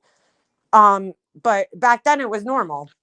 And actually in other countries, it's still, something that's done, and accepted. But, I'm not a fan of that whole thing. I mean, do I believe that graveyards could be beautiful? Like, and there's pictures, sure, but like, I don't know. I don't know about the whole doing that, videoing on a channel like that and going, no, No, I just don't. I just don't see why you would even why what does that have to do? What does their mother's grave have to do with this case? What does his mother's grave have to do with this case? I'm like screenshotting Gray's comments so we could check this shit out afterwards. Yes, Gray. The news went to go see them. So the last time they went to Tennessee, the news came and like met up with them in the hotel room and did a whole report on them, which I have to assume was arranged, before they got there, because I believe it happened the day they got there. I'm not really 100% sure, but the news came down and did a whole story about, these YouTubers that came down to save the day, or, whatever it was that they were doing. Yeah, I don't even, is it still up, Crazy Gemini? I mean, I was just like, woo, woo. I don't know how you do that, dude. What does the grave have to do with the case? That's what I'm trying to figure out here. Sorry, hummingbird. Starve them. No, I'm just kidding. You have to do what you got to do. It's all right. Been live for quite a while. Must also be honest. Oh, you gained weight to a size 4? You poor thing. Yeah, poor thing. Sean, I do think that they believe they're gonna solve it. And if they're Shauna, is that Shauna? I I do believe that in some regard they think they're gonna like help it. They do. They think they're helping the case. This woman, okay, this Betty bullshit woman, okay. The other day, I heard her saying this on a live that she told the police to watch social media, and she's like, they're watching it now because of us. And I'm like, she can't be serious right now, because like she thinks that they tipped the police off to watch the social media with Don and Candace Wells, as if they're not doing that. It's like, okay. She thinks that she really tipped them off, like that in her head. She tipped them off to watch social media, the police. And I'm like, all right. Someone else play the video now. I can't remember. Might have been the glarer. Okay. That's a mess up. All right, Shauna. Oh, you're not the other Shauna. Okay. I know the other Shauna changed her name on here, so I wasn't sure if she changed it again. But yeah. I think they do think that in some capacity they're gonna solve a crime. I do think that they think that. Or maybe not. I don't know. I can't say what they think, but they certainly think that they're going to like push the police to solve it. And that's just not, there's a way, there's a system in play for a reason, and that's how it works. I saw a comment the other day. I'm not going to call the person's name out, but I will say, okay, I knew Alicia had Candace on her channel, and I didn't watch the whole thing, but I did see a little portion of it that somebody clipped. And I see a comment underneath the clip on the channel that the person's like, well, this is all for hate bonding, and this, that, and the other thing. And I'm thinking, that's so strange, because they really just had a conversation with her. First of all, I don't think they were, interviewing her. It was an impromptu thing that happened, that she happened to come up. Okay. She wasn't invited. You know what I'm saying? They didn't pursue her, or at least I know Alicia didn't. And it's like, she went up there. She's still a person. I don't know why, everybody's looking at this woman like she's like a celebrity now. And it's like, no, she's just a regular person whose, child happens to be missing. Um, for me personally, I don't know if I would be, jumping on random people's panels on YouTube if I was in her position, but that's what she's doing. Whatever. But they were like, they had to assign a thing to it that like it's hate bonding and it's this and that and the other thing. And I'm like, so wait a second. So they happen to follow a specific creator. that they just see, they can't do any wrong, this person. And I'm like, so when that person interviewed the husband while he was completely inebriated, what was that? You know? Or what is it that they were befriending people to try to get an interview with this person? So when they do it, it's real journalism or or what? What is it? Why do you have to say that it's hate bonding when somebody you don't like is doing it? It's just like it's mind blowing to me because I'm like, there's people trying to pursue these people to get them on their channels just to get an interview, just so that they could put their name in the title. Do you think they really care what these people have to say? No. So many other That's what I said. Yeah, we all know the answer. Oh, Gray, that one guy is milking the shit out of the Brian Laundrie case still. What's his name? That bald guy, Tyler something. He's not really like in, you know, this community. He lives in Canada. I can't. And he always says this is a speculation channel so that he could like cover, over all the misinformation that he puts out there because he has the most clickbait titles that I can't even watch this guy anymore. Like he had a title the other day that the gun was found in the Brian Laundrie case, which I don't know if that's true or not true, but coming from his channel, I definitely don't trust it. Guys, freaking, hey, Mallory, that guy, I was laughing at your video the other day. That guy is what was the word? What was the word? Oh, that she said. Now I can't remember. But it was like when somebody said, it's a faux pas.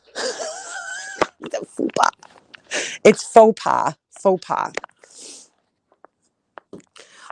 Anyway, yeah, but this guy is just putting out information, and he was the whole time while the case was going on.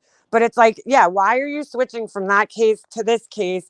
Because really, it's the next most popular case that's going on right now, but there's so many other cases that are going on. So many other cases that are going on.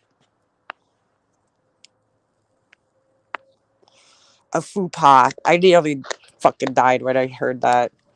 It's a faux pas. It's a faux pas. It's like, stop trying. Stop trying. Just stop. I just want no part of that shit. I saw a clip on Hartley's channel and spit my piping hot coffee out. Fupa. It's faux pas. It's a faux pas. Faux pas. She'd know about a fupa, yeah. Fupa candles. They called me. I was like, what the fuck? Just how? Poor officer. Who's that? They solved nothing with Gabby. In fact, they hindered Gabby's family ever getting answers. I agree with that. No one will ever know, thanks to that criminal motley crew. Well, that's the whole thing. It's like we probably would have gotten the answers, eventually, but now forget it, and that's so sad. And I don't think her family was ever okay with anything that those people were doing, and that was even just disgusting. Reaching out to them, promising, donations. Have we seen receipts of that? I don't think so. To the foundation. They gave a list of items recovered. No gun was on it. Oh, so there you go. I would assume the gun was found and hence being ruled a suicide. I mean, these same geniuses just would not accept that this man was dead. They just would not accept that this man was dead. I'm like, I mean, listen, if you're going to believe that somebody went and planted baby teeth, okay, and that the cops are that stupid that they can't tell the difference between baby teeth and adult teeth in a skull when like they didn't, what's sad? They speculate based on speculation. Like they speculate based on things that aren't even fucking true, that never even happened. Like we knew, the police use very general terms sometimes for a reason, right? So all we knew is that partial remains were found. And then it just went wild with speculation to like, they only found 2 teeth, like, but nobody knew. It was never said, oh, they found his jaw, they found his entire skull, or what part of his skull was found. We never knew that detail. But these people went off on these like crazy speculations about it. And it was like, what the fuck? I mean, you don't think that the police could tell the difference? The forensic investigators, okay, anthropologists knows the difference between baby teeth and adult teeth. You really think that? You really think that there's a possibility that this guy is still, alive and in Mexico somewhere? I mean, where is he with Tupac and Biggie and Elvis? Like, come on. Stop. Just stop. The comments I got on TikTok were insane. I shipped them to Yeah, a great title would be almost interviewed by Brian Lorgy's parents, Candace Wells and Chris Watts. And what infuriates me the most is when they compare themselves to the news. They're like, well, the news was standing out there. Dude, like, you're talking about trained professionals who act professional, okay? Those news people, and I saw them because when I drove by the Gabby Petito memorial, not memorial, what the heck? Holy shit. I'm like having a brain fart. Oh my God, memorial service, whatever they had for her. Is that what you call it? I totally just had a brain fart, right? Because I was on my way home from Brooklyn and I just happened to be driving by that area at that time. So I said, you know what? It was right off the highway. I knew the funeral home that I was at and I drove by. The whole media, okay, was planted across the street on the sidewalk, quietly sitting there. Okay. That's what the media does. They don't harass the people. Yes, do they sometimes try to,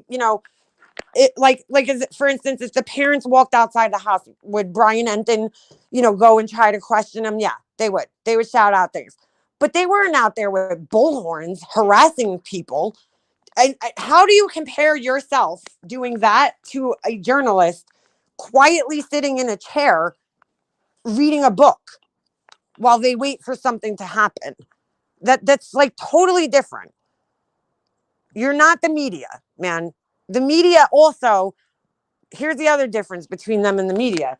The media doesn't speculate. In fact, the media, more often than not, tries to keep their opinions out of these things and just give the facts. So there's another difference between them and the media. That's another difference. Does the media have, Amazon wish list? Hey, Vinny, last time I checked, no. They also don't carry machetes or spy pens. Well, maybe sometimes, but I mean, I was like, yeah, no, they don't. Does the media support far right neo-Nazi groups? Not that I know of, Vinny. Not that I know of. Yeah, that's the other thing. That shit right there, that's enough. Yeah, I don't need to see anything else, okay? I saw that one little clip, and that's enough for me to just be like, you know what? I'm good on that person. I'm good on you. I'm good on you. Oh, Brett Michaels is here. Have you found love yet? J Mac. Is that the real J Mac? I hope so. If it is, what's up? They do not even know to ask. And they're like, the media makes tons of money off of these cases. No, actually, the media doesn't make money off the cases. The media makes money from the advertisers that advertise. They don't make money off the case. I mean, it's just the clones are dead. Good. Yes.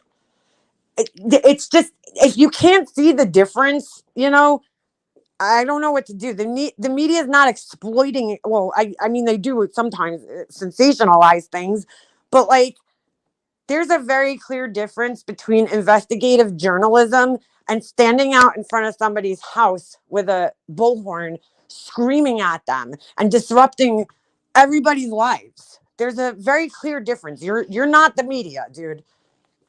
You're not. Right, exactly. They're right. Their salaries are going to be the same, unless they're doing, well, again, they're salaried. If they're salaried, then their salary is their salary, no matter what they do. Now, BJ is trying to defend what the public is saying. Did this man not stalk the family of the child his son killed? Vinny, yeah, I mean, you would think someone in his position would have a little bit more uh, understanding, of these people, but I guess not. I don't watch him. I try to avoid him at all costs, but yeah, that's not right. This that's what I just said. Yeah, I was like, they get paid by the advertisers. Yeah, I don't watch him, Vinny. That's just somebody I just don't want any part of my life. Ugh, in any capacity. But yeah, he tries to just go with what, you know, other people do. What is this Vom Red thing? What is that? Oh, thank you, Vinny. We didn't even get bonuses for good job. The most we'd get is an extra day off or something. Absolutely, Vinny. Thank you. Ugh. Oh, Mallory, you could make names for days for her. For days. I'm like, that was like the worst name for her to pick. She probably just should have went with her first name. That's it. Because like you could just go on for days with that name. Days. Bloodshot Betty. Like there's just so many names. There's so many names that come to mind. That's what I'm saying. You don't get anything. The media doesn't get anything. They don't get super chats. They don't have Amazon wish lists. They're funded by a company. It's just not the same. It's not the same what you're doing. And it was funny. All right. I don't know if I told you guys this. When I went to the Gabby Petito Memorial, I didn't go in. I didn't go in because first of all, I had a freaking hockey sweatshirt on. Like I wasn't about to walk into this private memorial they opened it to the public, but it's really meant for the family. And it's just, I didn't know the girl. It's not my place. I drove by there again because I had a friend who was covering the case and making videos. So I go over there and the media is all lined up across the street, just standing there. And there was this guy there who has a pretty big channel actually here on YouTube. His name's Lamont at Large. And all the fucking cameramen and the journalists that were standing over on the other side of the street are like, ugh, look at this YouTuber. Like they were like totally ripping on this guy, because he's like across the street. He's talking so loud. He's got his camera out. He was kind of rude. I talked to him. I stopped and talked to him and I was like, hey, what's your channel? And he like almost looked like I was annoying him. I was like, oh, all right. I didn't know if he was local. I believe he flew here. He must have because I checked his channel out, and he has a pretty big following, but he goes all over the place. So I'm assuming he traveled, but they were like ripping on him. My point being, should professional investigators not have investigating tools rather than trying to acquire? Well, that's what I was saying before, Vinny. I was like, when I do like a DIY video on here, I'm not like putting out a list like, can you buy the duct tape? You know what I'm saying? And the hammer. And I need a DeWalt drill. You know what I'm saying? A jigsaw. Like, I'm not asking people to buy me things. I do my own shit. My cameras, everything. Everything I've purchased has been with my own money. My cameras, my lighting, my computer. Well, my one computer. My husband bought me my laptop for my birthday. But, like I've... everything that has to do with me and streaming, my microphone, my stand, everything has come from my own money because it was an investment in my channel. Like I wanted to make videos. That was the investment that I had to make. So, putting out a list and expecting people to invest in your channel, is just, especially when you haven't even put out content. You've only been here for a month, if even, is insane to me. Open a Patreon, give people access. And they're not even, here's the other thing too. There's no like promise of like, okay, what is this specifically being used for? What do you need a machete for again? What do you need two laptops from, one from Apple and one from, PC, like a PC? What do you need two different $2,000 laptops for? Could you please explain? To put out something that expensive with the expectation, like that's not like Patreon, right? Like John Crimes buys equipment from his Patreon money, but his Patreons know that. So, they know that, and he's not asking one Patreon to spend $2,000 on a piece of equipment for him. His Patreon's there.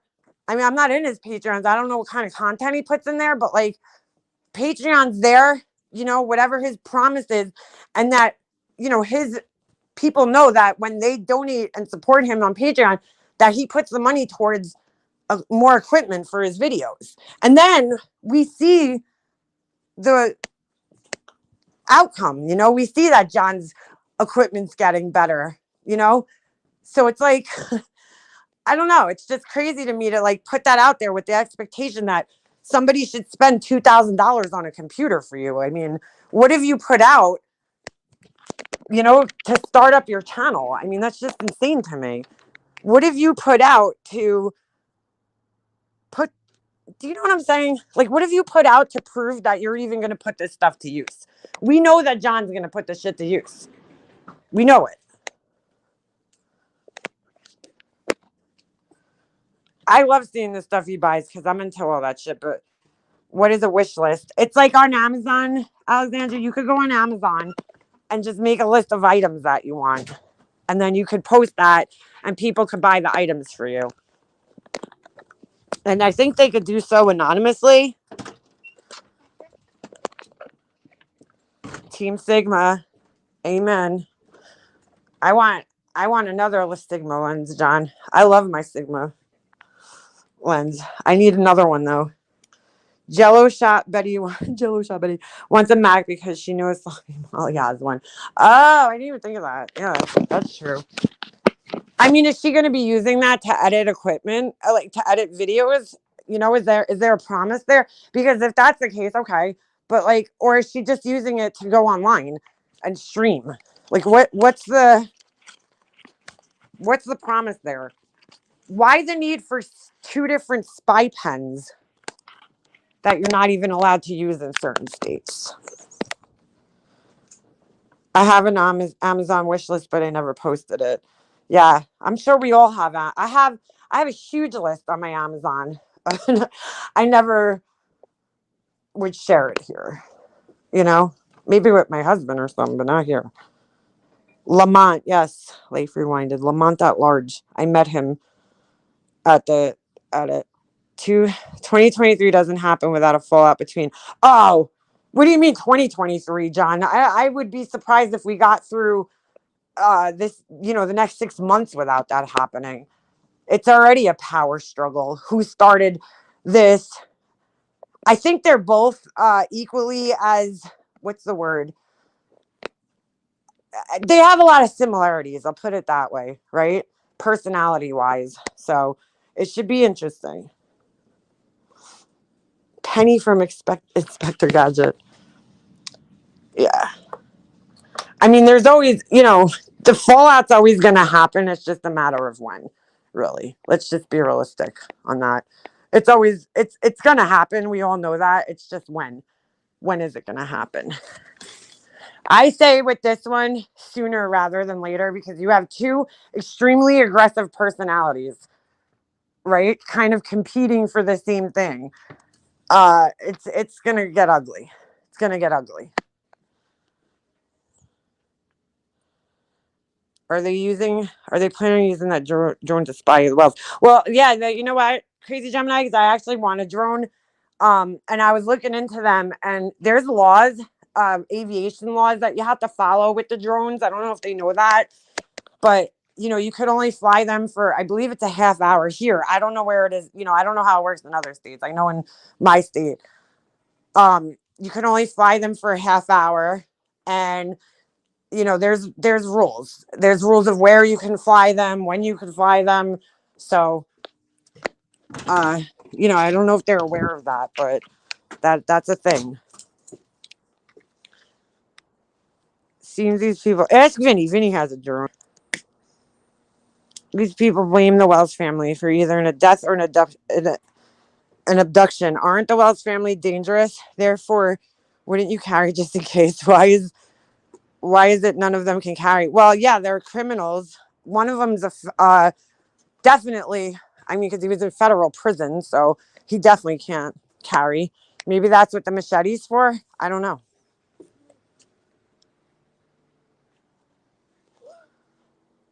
The shit showed up. I had a ticket. I did an opening shift of a forest using a drone on Karen Bodine trailer. Now I want to buy one. I still want one. They've come down substantially in price too. I mean, if you go on Amazon and you look at some of the cheaper ones, they have really good ratings. I've really looked into it. I really want one because I've watched like videos about like the best ones in whatever price range. But I mean, the one that she actually posted is a good one. But does she know how to fly it? Like, what are you going to do with the video of, you know what I'm saying? What are you going to do with the footage? Are we going to see some like blowhorn fucking documentaries coming out? Is that what's happening? I definitely want one. Can't suntan topless anymore. Hey, why not? Somebody sees your boobs. I love just showing my. No, I'm just kidding. My main drone has lift capacity of 5 kilograms and can carry full Nikon gear. Ooh, that's nice. Except for that it's Nikon and not Canon. Sorry, Canon girl. Canon girl over here. Canon all the way. Although I do want a Sony mirrorless camera. I want everything. I like look at like all the camera equipment and I'm like, yes, I'll take one of each. But I don't expect other people to buy it for me. Just my husband. Does Amazon use drones, or did I imagine that? I think in some places they do. Amazon has this cool thing in Manhattan, right? They have these bicycles now that have like these little trailers on the back, and they deliver on the bicycles because it's actually easier to ride a bike in Manhattan than it is to like get, like it's quicker, in other words, probably for the delivery service. So they use bicycles now. You have to file for a permit. Exactly. Here you do, Ems, right? Like in New York. I know that. So it's not a matter of just like, I got a drone. There's rules to it.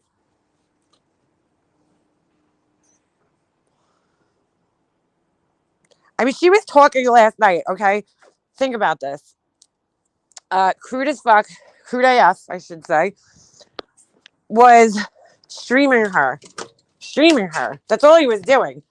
And she's like, I'm going to get his information. And I'm going to knock on his door. And I'm like, whoa, dude. Like, so you want us to believe that you changed, but you're sitting here threatening this man that you're going to get his information and knock on his door, all for streaming you. You're threatening to sue him. You're threatening lawyers on him, which we know nobody ever pulls through with. I mean, you have a wish list, right? You can't afford to buy a $35 pen. Then, you're probably not going to get a lawyer. Just saying. But it's like, you went to such an extreme over somebody streaming your live. Like that's an extreme reaction there, girl. It's an extreme one. You need a drone powerful enough to lift much like Molly from the side of the hill. Oh Lord. I could tell she never hung out. I heard Savage and all them the other day, and they're like, Savage is like, damn Yankees up there. And I'm like, please don't let her be the representative, or actually her and her buddy, to be the representative for Yankees up there, because the majority of us are not like that. And I used to play in the woods my whole life as a kid because I grew up next to a state park, and I guess you could call it like a nature preserve kind of place. So, I mean, I spent my whole life in the woods, and it's like funny to see people who like don't know what to do in the woods. She was like, this hill, like the hill. It was like, is that even a hill? It's a slight incline. It's like the only thing I've ever climbed was my treadmill. Oh, jeez. When I have my monetization back, Ray, I have it back. Finally, I got it back. I don't know if it's turned on though. That's, I don't even, I forget to look at that kind of stuff. The William Floyd Estates is in my backyard and playground. And plus, yeah, didn't you kind of grow up near the Pine Barrens? I'm sure you wandered into there in your life at points. I grew up right next to Connecticut State Park. You know where that is. So, well, and Lakeland Park, which was kind of part of it. But do they have to buy copyright licenses on each video? Who is that, Nana? I mean, I grew up, I was a total tomboy as a kid. I always had dirt under my nails. Like, I was a tomboy through and through. We used to go in the mud, take our bikes and make trails in the woods and, hop the little jumps and everything like that. Like that's my childhood. So, total tomboy here. Didn't care about getting dirty when I was a kid. Still don't. I'm still a tomboy. I know where that is, Lake Ronkonkoma too. Yeah, see, that's my hometown. You drive the RV, right? Because you grow up, that's all you do on Long Island. What else is there to do? You play in the woods. If you grew up on Long Island and didn't play in the woods, I'd question your authenticity. She hangs clothes on her treadmill. Oh, shit. She's... And I bait my own hooks. See, that's the one thing I haven't done that makes me not a real Long Islander is I've never gone fishing in my life. Those are my people. I'm a Pisces. I can't hurt my people.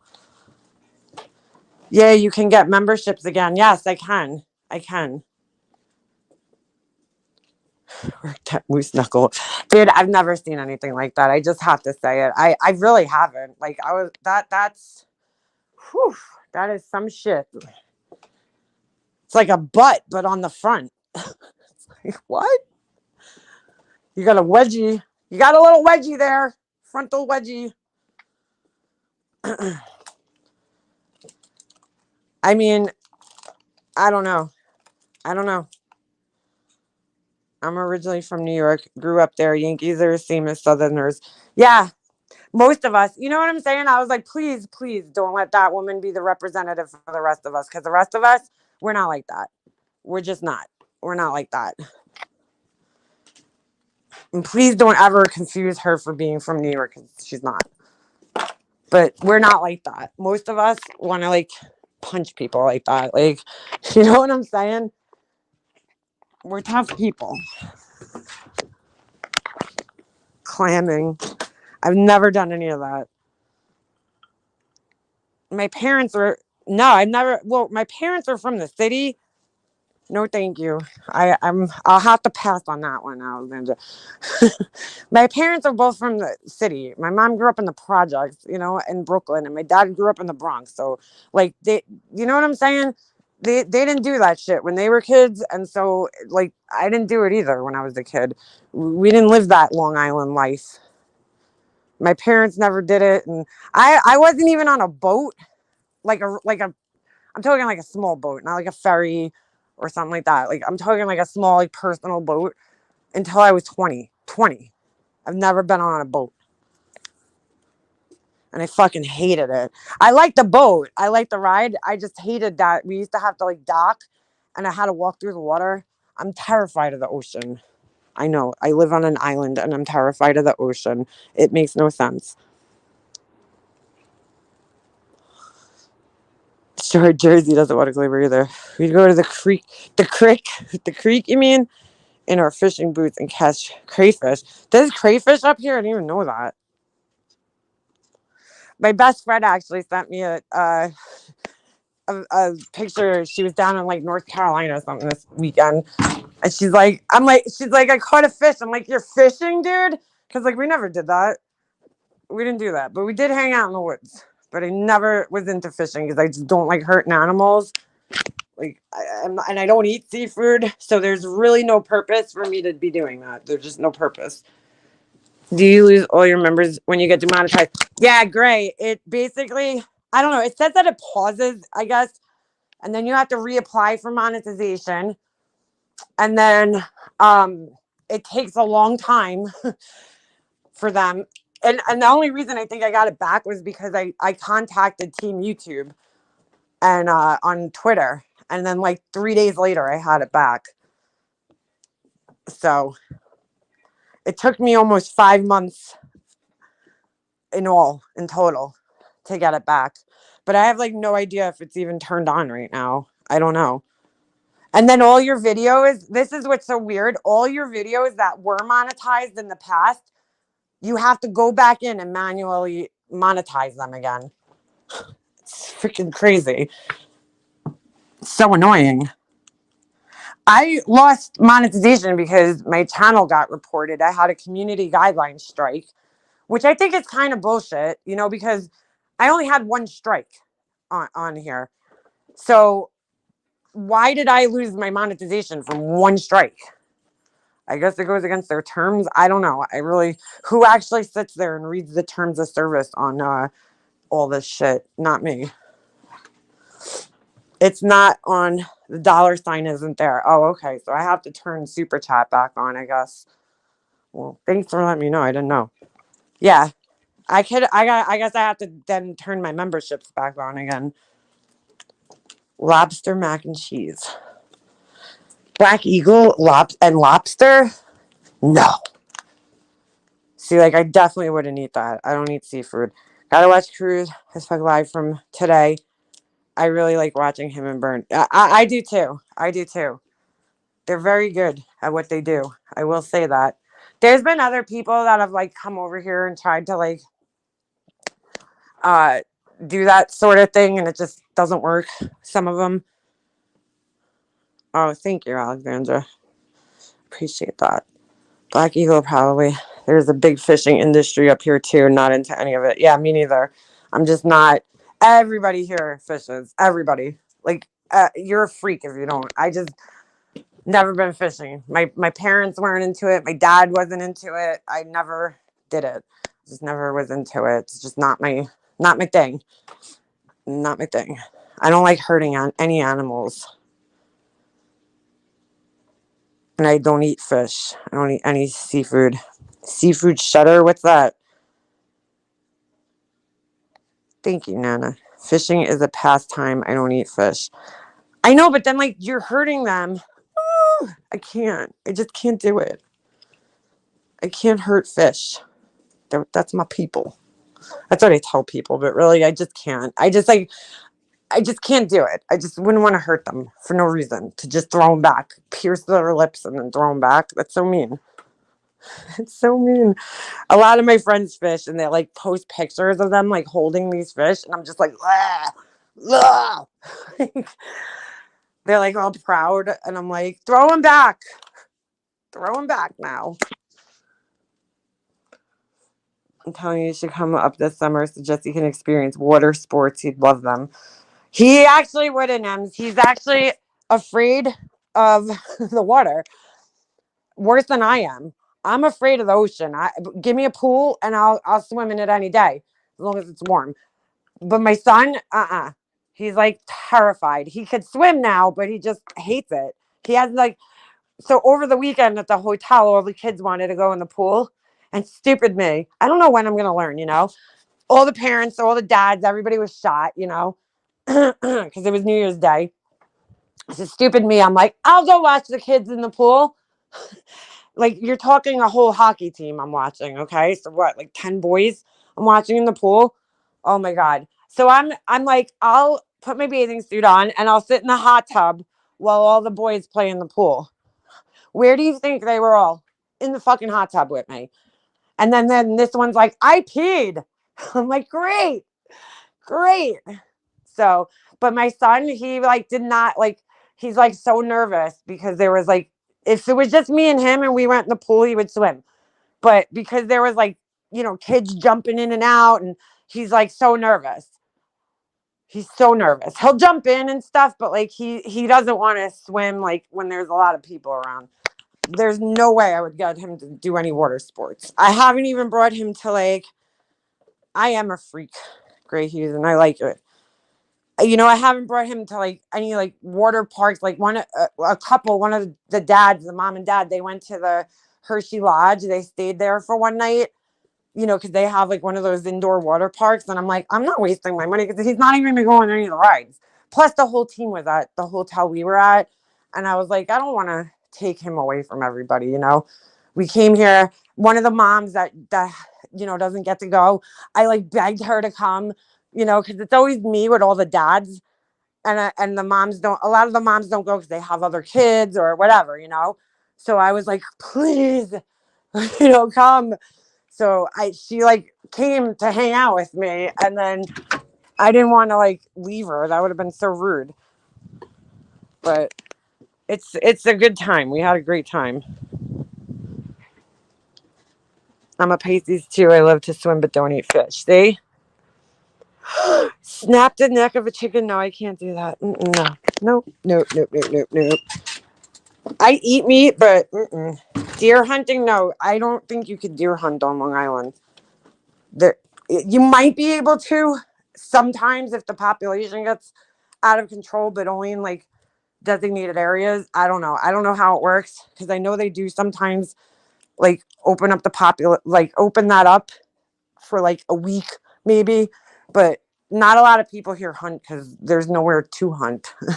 There's nowhere to hunt here. I mean, we have like woods and shit, but there's no really place to hunt. I did see one time though, and this was a couple of years ago on Fire Island, that they were opening it up, and I'm like, no.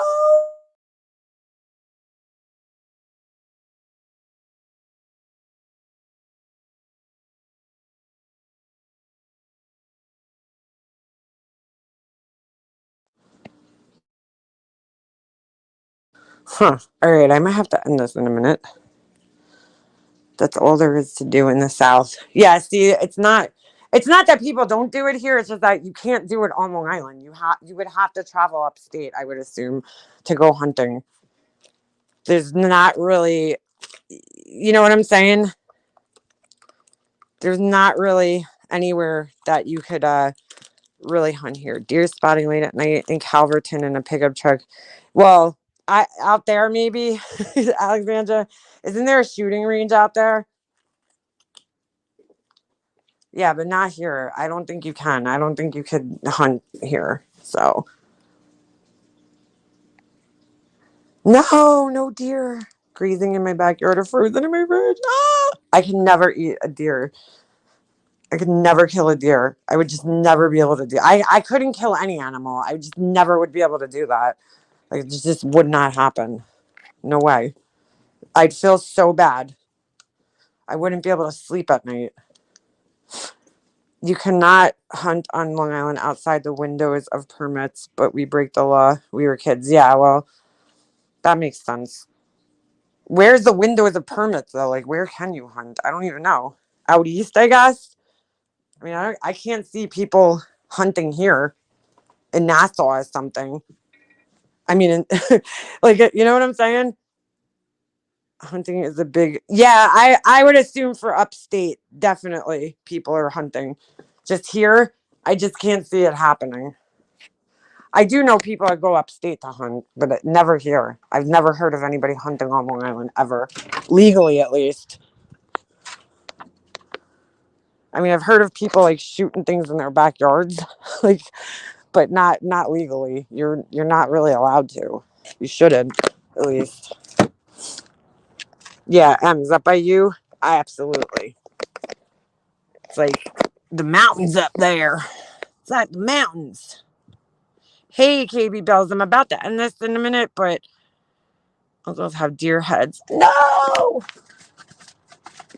I get so freaked out. I'll never forget the first time I saw one of those when I was a kid. Oh my God, I was so freaked out.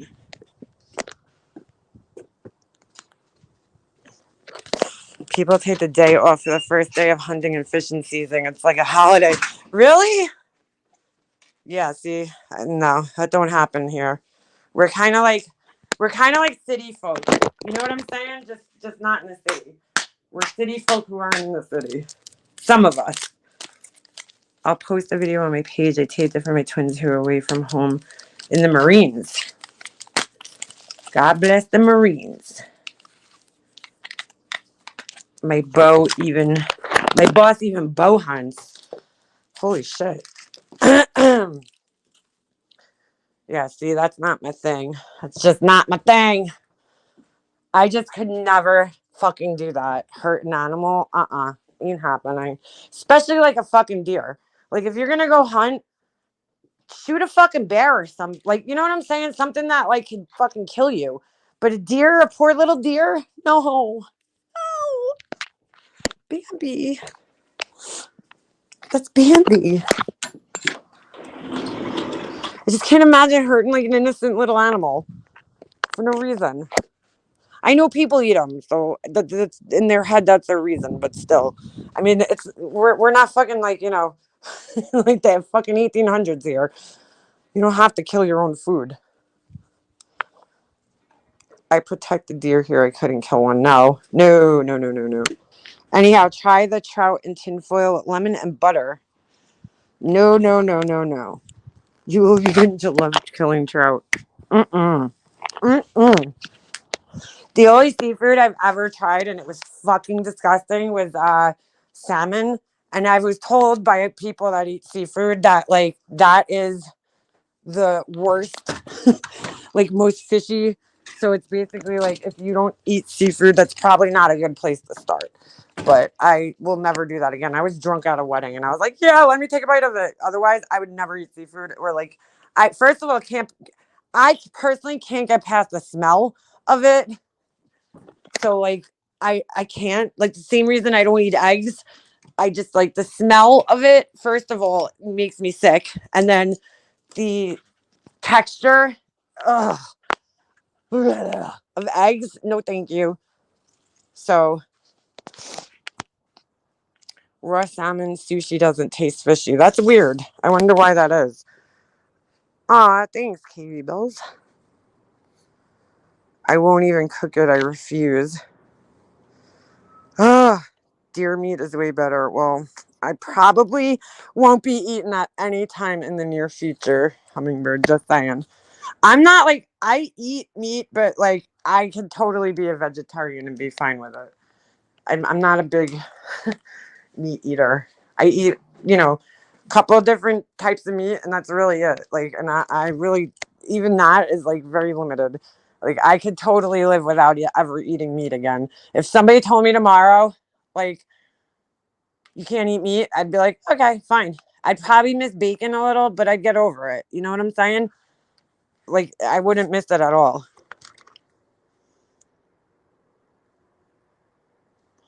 Wegmans sushi. I've never even heard of Wegmans. Is that a food store? Because most of it is smoked. What do you mean the meat? And seafood, I cannot. First of all, okay, I can't get past the smell. But then like I don't want to eat anything that fucking has eyes and is looking back at me on my plate.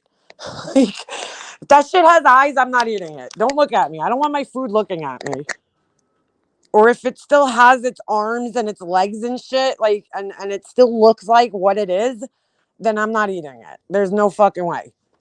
I can't. I just can't do it. And then also, I don't want to have to like wrestle my food to eat it. Like a fucking, I see people eating like crabs and lobsters and you have to like crack this shit and have tools to eat it. Like, no, thank you. No, thank you.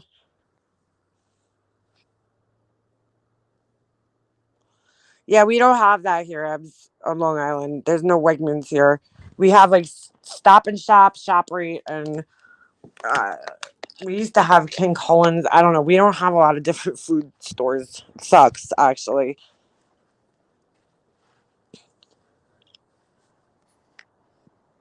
Yeah.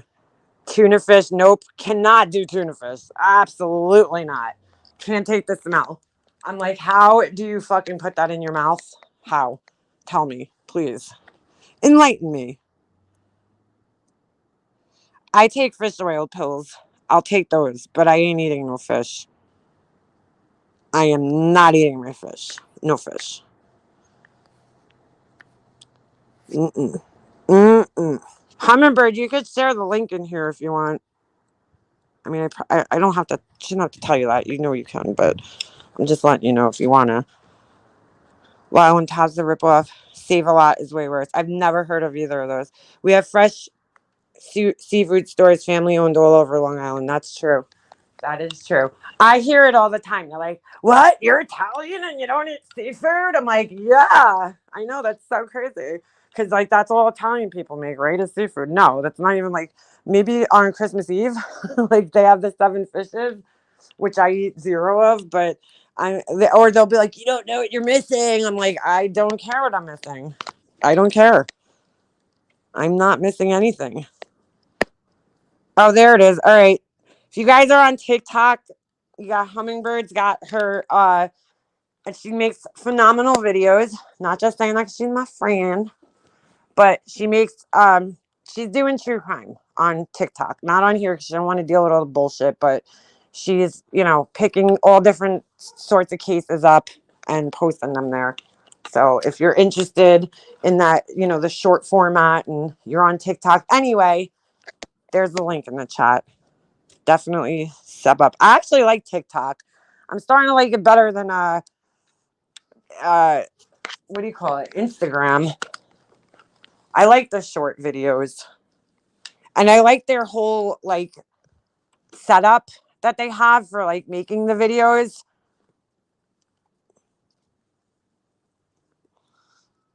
Crazy Gemini, that's the song tops never stops ripping you off. What's that? The store? I think Wegmans. Yeah, that's definitely an upstate thing. Not here. You know who else makes good TikToks? Wogs. Wogs, he shares a lot of them here, so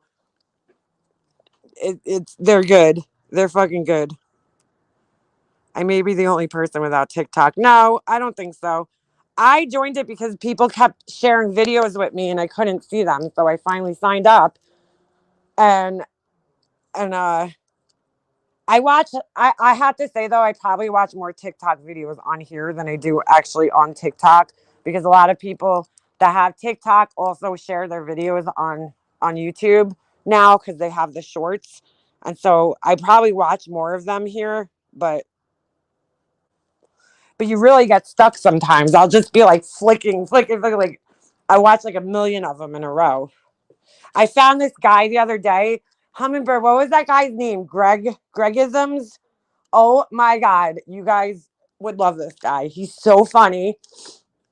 He's so funny. He's a teacher. I think he lives in actually I think he lives in New Orleans. And oh my God, he is just so fucking funny. I mean, every video I was like cracking up. I'm like, I needed this guy in my life.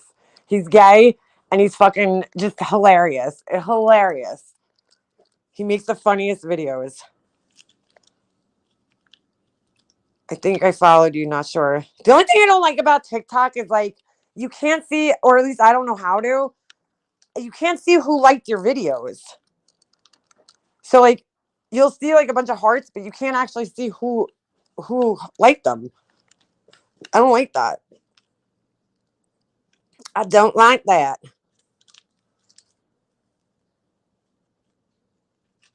I watch people peel eggs. I know you watch like the craziest shit on there. You can, no one else can. Well, yeah, that too. You can't see other people's either. What's really weird is that I don't share my TikTok here.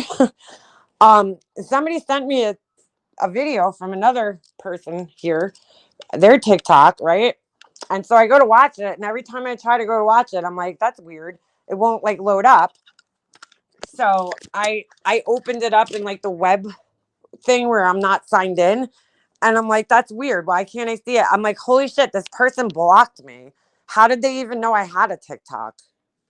This was before, I think I might have shared one video here, but before that, I never shared it and they had me blocked. And I'm like, that's weird. Why are you stalking me? What is up with this Vom Red, with this like Russian or whatever writing this is? Like, what are you trying to do, dude? I don't understand. It's like the third time I've seen that. Hope you do. Oh, so you could only see it in your notifications, you're saying? It is funny though. I do like TikTok. Deliver the Urdu Times in the city. What's that? Urdu Times? What is that? Like a newspaper? You're driving all the way to the city right now? I have to get busy. I know, me too, Mrs. Nevins. I really do. I come in every channel at 50 accounts. Like, what is that supposed to be? It's so weird. I've never been to that one. Yeah, I'm going to have to wrap this up, though, because I do have things to do. The trolls, the new trolls, I got them in mind, too. They go everywhere. That's so weird, Wild One. Huh. But, yeah, all right. I'm going to wrap this up for the day. It was nice chatting with you guys. And I will certainly be around. So, anyway, I hope you guys all have a wonderful rest of your afternoon. And Russian porn sites. Well, that's great. And I'll see you guys around. I'm out.